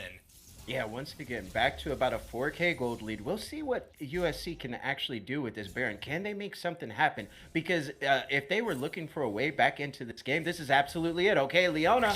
Isn't going to get the Hex Flash over the wall, even though they were spotted out. I didn't think they'd see that coming. Inferno going to be able to get the engage back onto them, though, and look at this Kiwiism just right there. Clock's maybe engaging a little bit too late, pulling himself back in after the ultimate, but look at this. Now walking on into the bush. Inferno going to be in trouble. Benjamin still at pretty high health, but this is a big shift going over in favor of USC as 3 people fall from HoH. Look at this, Benjamix trying to get something back from this play, but overall, everyone on USC able to get out alive. That is a fantastic play by USC and a huge misplay from Mr. Kiwiism.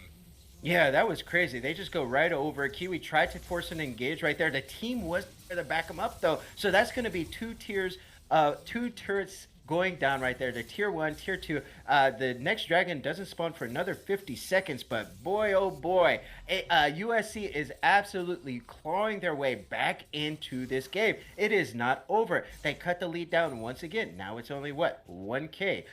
So that was such a big pick play by USC to turn that around. And yeah, if you're at HoH right here, you got to be feeling a little nervous. Like, guys, are we doing it? Is the stats catching up with us? The throws? Like, come on now.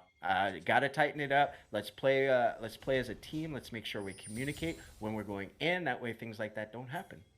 Yeah, that gold lead closing in once again, less than a 1K gold lead. Look at this, and another engage coming through. Inferno at very low health, trying to dredge line away, but Forever is going to be able to go on a rampage, pulling back through in this fight. Kimchi going now. Look at this, Wuju Senshi going to be too low. Clock's getting the damage going. Forever on a rampage, staring through. That ultimate's going to clear up another one for a triple kill. So many kills for HoH, and this is going to be soul for the side of HoH Gaming. They may be down a little bit. They may have thrown a little bit, but it doesn't matter. There is so much tempo, so much power from the side of HoH Gaming that one misstep means that it's going to be a soul secured for that side. Yeah, that Mountain Soul is going to be picked up. And look at this. Jinx Forever on this. Jinx started off so sluggishly, right? So far behind, but now got a huge gold bounty. 10, 6, 10. 600 gold bounty. What? How did that happen? Wasn't he down 0-4-3 at one point? And now he made such a huge comeback off of the back of Benji and Clocks on these 2 carries and in prime position right now to get this game 3 win. Yeah, definitely. We saw the Baron being stolen away from HoH, but this resilience, this ability to continue to try to make plays, maybe got them in a little bit of hot water there with Kiwiism going a little bit too deep, but that it was immediately fixed by a huge play around the Dragon for the side of HoH Gaming. Kimchi trying to get someone caught out right there, unfortunately going to have to blow their ultimate in order to do so, but that's not going to lead to a kill. USC going to have to make a big play from here on out to try to reestablish the game in their favor. Yeah, it looks like LDR is going to be picked up by Forever on this Jinx pick, so that's a lot of damage coming through. I've talked about this many times, but essentially LDR versus IE, if you want to know which one is better, where the state of the game is what matters. So the closer you are to level 14, the better LDR is. If you're not anywhere near level 14, like say you're level 10 or something, then IE is going to be better. And at this point in the game, it's going to be more bang for your buck with that LDR. And okay, I think they're not done fighting. This is all over nothing. They're not even really fighting, basically scrapping for it. So they really like to fight. It is back up to a 4K gold lead, though, for the side of HoH.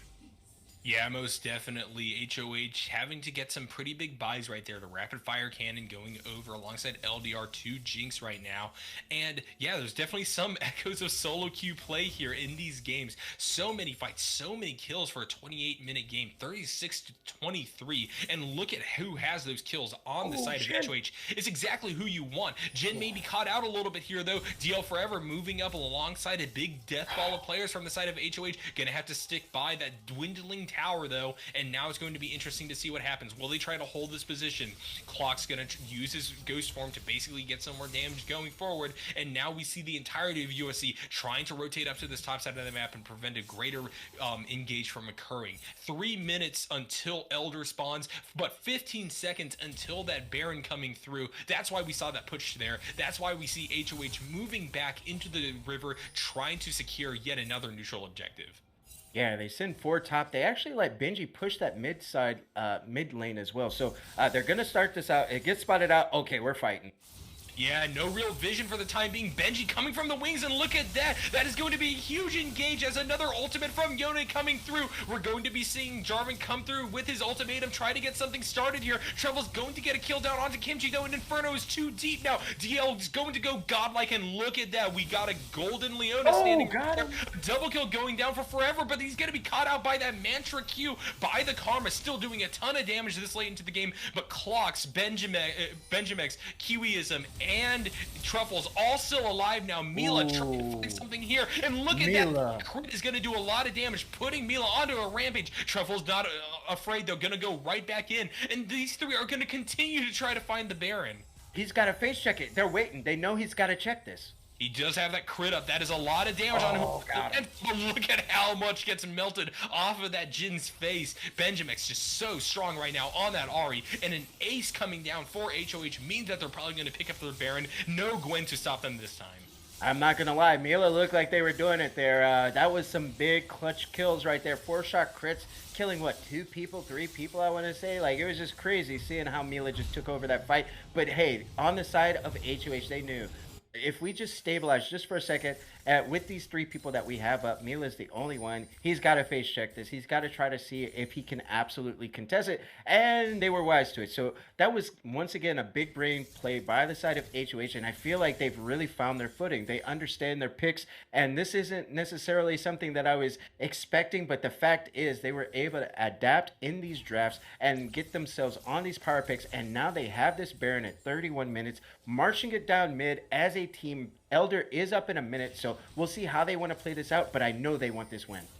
Yeah, most definitely HoH trying to come back from this late entry into the Aegis Vanguard series. Trying to find a win here would be a huge boon as they have to make up their week 1 game later on in this series. It'll be interesting to see, can they use the momentum from a win here in game 3 to solidify their position within this league. Going forward, they're continuing to push this mid lane. It looks like Inferno is going to act as the front wall here as the siege begins. They're going to begin to fire on, just using that cannon minion for all it's worth to get as much damage as possible onto this tower. We're seeing Kimchi getting some poke off here and there, staying as the one over the tower, trying to find some way in on this team. Meanwhile, we have the Yone there down on the bottom side of that jungle, outside of vision, trying to find an engage route. Kimchi going to be able to E away though, and that siege is going to end with nothing really going down, but a big ravaging of the bot side jungle for the side of HoH. Yeah, this is kind of a sad sort of Baron right here. But hey, SC just has so much wave clear, it looks like. Okay, Charm. Yeah, the charm over the wall going to be big. Benjamix going to get Wuju Senshi down really low, and look at that. There's going to be the Leon ultimate coming through. Going to stop Mila from poking out too much damage here. Going to dash over the wall. Look at that double charm coming through. Inferno going to be going down to low health. Kimchi on the other side, but look at this. Clock's going to come through as well. Benjamix is going legendary now. This is a lot of damage and a lot of dead people for USC. It looks like Inferno and Mila just going to run it back to base and try their best to prevent HoH from pushing for the end here. Yeah, I think they want to go for this end, right? Like, they're down 2 people on the side of SC, and it's not stopping for the side of HoH. Yeah, look at that root. That's a huge ultimate coming through. Forever is going to kill Mila, but that was a contribution of many players from HoH, and now look at this. They're pushed back to their inhibitor turret. One more going down, and look at this. A double kill for the Jigs. That's so much kills, and look at this. With only Nautilus alive, they won't be doing anything to stop this. HoH going to take this series 2-1 over USC. HoH Gaming coming into the league. Week 2? They're 0-1. Guess what? Now they're 1-1. Since USC actually 2 at this point, SC picking up their 2nd loss. So this one was such a banger of a series. Thank you guys so much for sticking around to watch this. And yeah, like on that last play right there, it was essentially, hey, they could have went for the elder, right? But on the side of SE, they were trying to set up some vision, trying to catch up some stragglers possibly, and then it just got turned around instantly like that. And if you blinked, you might have missed it because Ari was on fire setting that up, and then Kiwu was there backing it up as well with engages. So there was a lot of engages and re-engages on the side of HoH, and I feel like their coordination, we actually got to watch it kind of progress, right? Like it was okay in game one, and then game two, but game three, it seemed like they really gelled together, and it was solid. Yeah, most definitely. We talked about the few growing pains and hiccups we saw from the side of HoH Gaming come throughout this series. Forever, obviously playing with their face forward a lot of the time, getting a lot of damage taken onto them as an ADC, but ultimately that aggressive play came back to be a boon, especially in this last game here. We saw them going down 0-4, but Forever ending the game with 14 kills there. It just demonstrates their proclivity for being able to find the weak points within fights and exploit those. Meanwhile, that Ari pick from Benjamix, always a huge source of damage regardless of the team that they were on. Them, even in the losing game round 2, managed to do a ton on Syndra, and here on the hyper mobile Ari were able to find incredible engages with their stuns, with their ability to charm people, and that damage came through was incredible. Meanwhile, Yone, Clocks, what can I say? That topside quadra kill basically sealed the game and the fate of USC. He managed to restabilize HoH, who at the time were only up a little bit of gold, and began that snowball that ultimately led towards the Baron and led towards victory here. Yeah, absolutely. It was like I want to say 800 gold lead that they were at before that fight, and then instantly, like bam, it just exploded right there. And they were able to actually just set up so much off of the back of that fight, and then essentially just take over the pace of the tempo of this game. So every time it seemed like SC might have been able to battle back, especially after Kimchi stole that big Baron play, like that was crazy. But every time it seemed like they were going to be able to do something, HOH stuck around in some fights here and there, had some stragglers, and they were able to clean up some re-engages. So it was a really good series. Like I feel like every time these AVL games roll around on Mondays, there is just like after the 3 weeks here, like I can't remember any game where I was like, oh man, that was a bad game or a bad series. Like all of them have been this way. Yeah, definitely. And we will have more spellbinding games coming through for the rest of the weeks of the Aegis Vanguard series. This winter has been fantastic for games across this amateur circuit. And what a better way to end a series happening on Valentine's Day than with an Ari, than with those charms. Oh yeah, right. That's actually a good one. I like that. Yeah, and with liking that, I think that we're probably going to be closing out for the night. Thank you so much for tuning in and viewing. I'm Narco. And I'm cursive. And thank you so much for joining us tonight here at the Aegis Vanguard series. For those of you just joining, our apologies. The series is done for the night. The broadcast is done for the night, with USC dropping to HoH 2-1. HoH showing some fantastic plays this series. We hope that you'll watch the VOD back and continue to appreciate the fantastic plays and scenes from here within the Aegis Vanguard League. Oh yeah, and guess what, guys? We have bangers like this. We have so many different leagues. So tomorrow there's going to be games at the same time, and I believe that one is good. Diamond League. This league right here, Diamond all the way up to Grandmaster Challenger. Tomorrow I believe is going to be Diamond at 8 p.m. Eastern Standard Time. Wednesday day off because hey, everybody needs a break, right? Thursday, Friday, once again, we got Platinum on Thursday, and then we have Gold on Friday as well. So if you like the content that you saw tonight, make sure you hit that follow button, but also tune in again tomorrow, Tuesday, Thursday, and Friday. I almost said Wednesday, but I caught myself.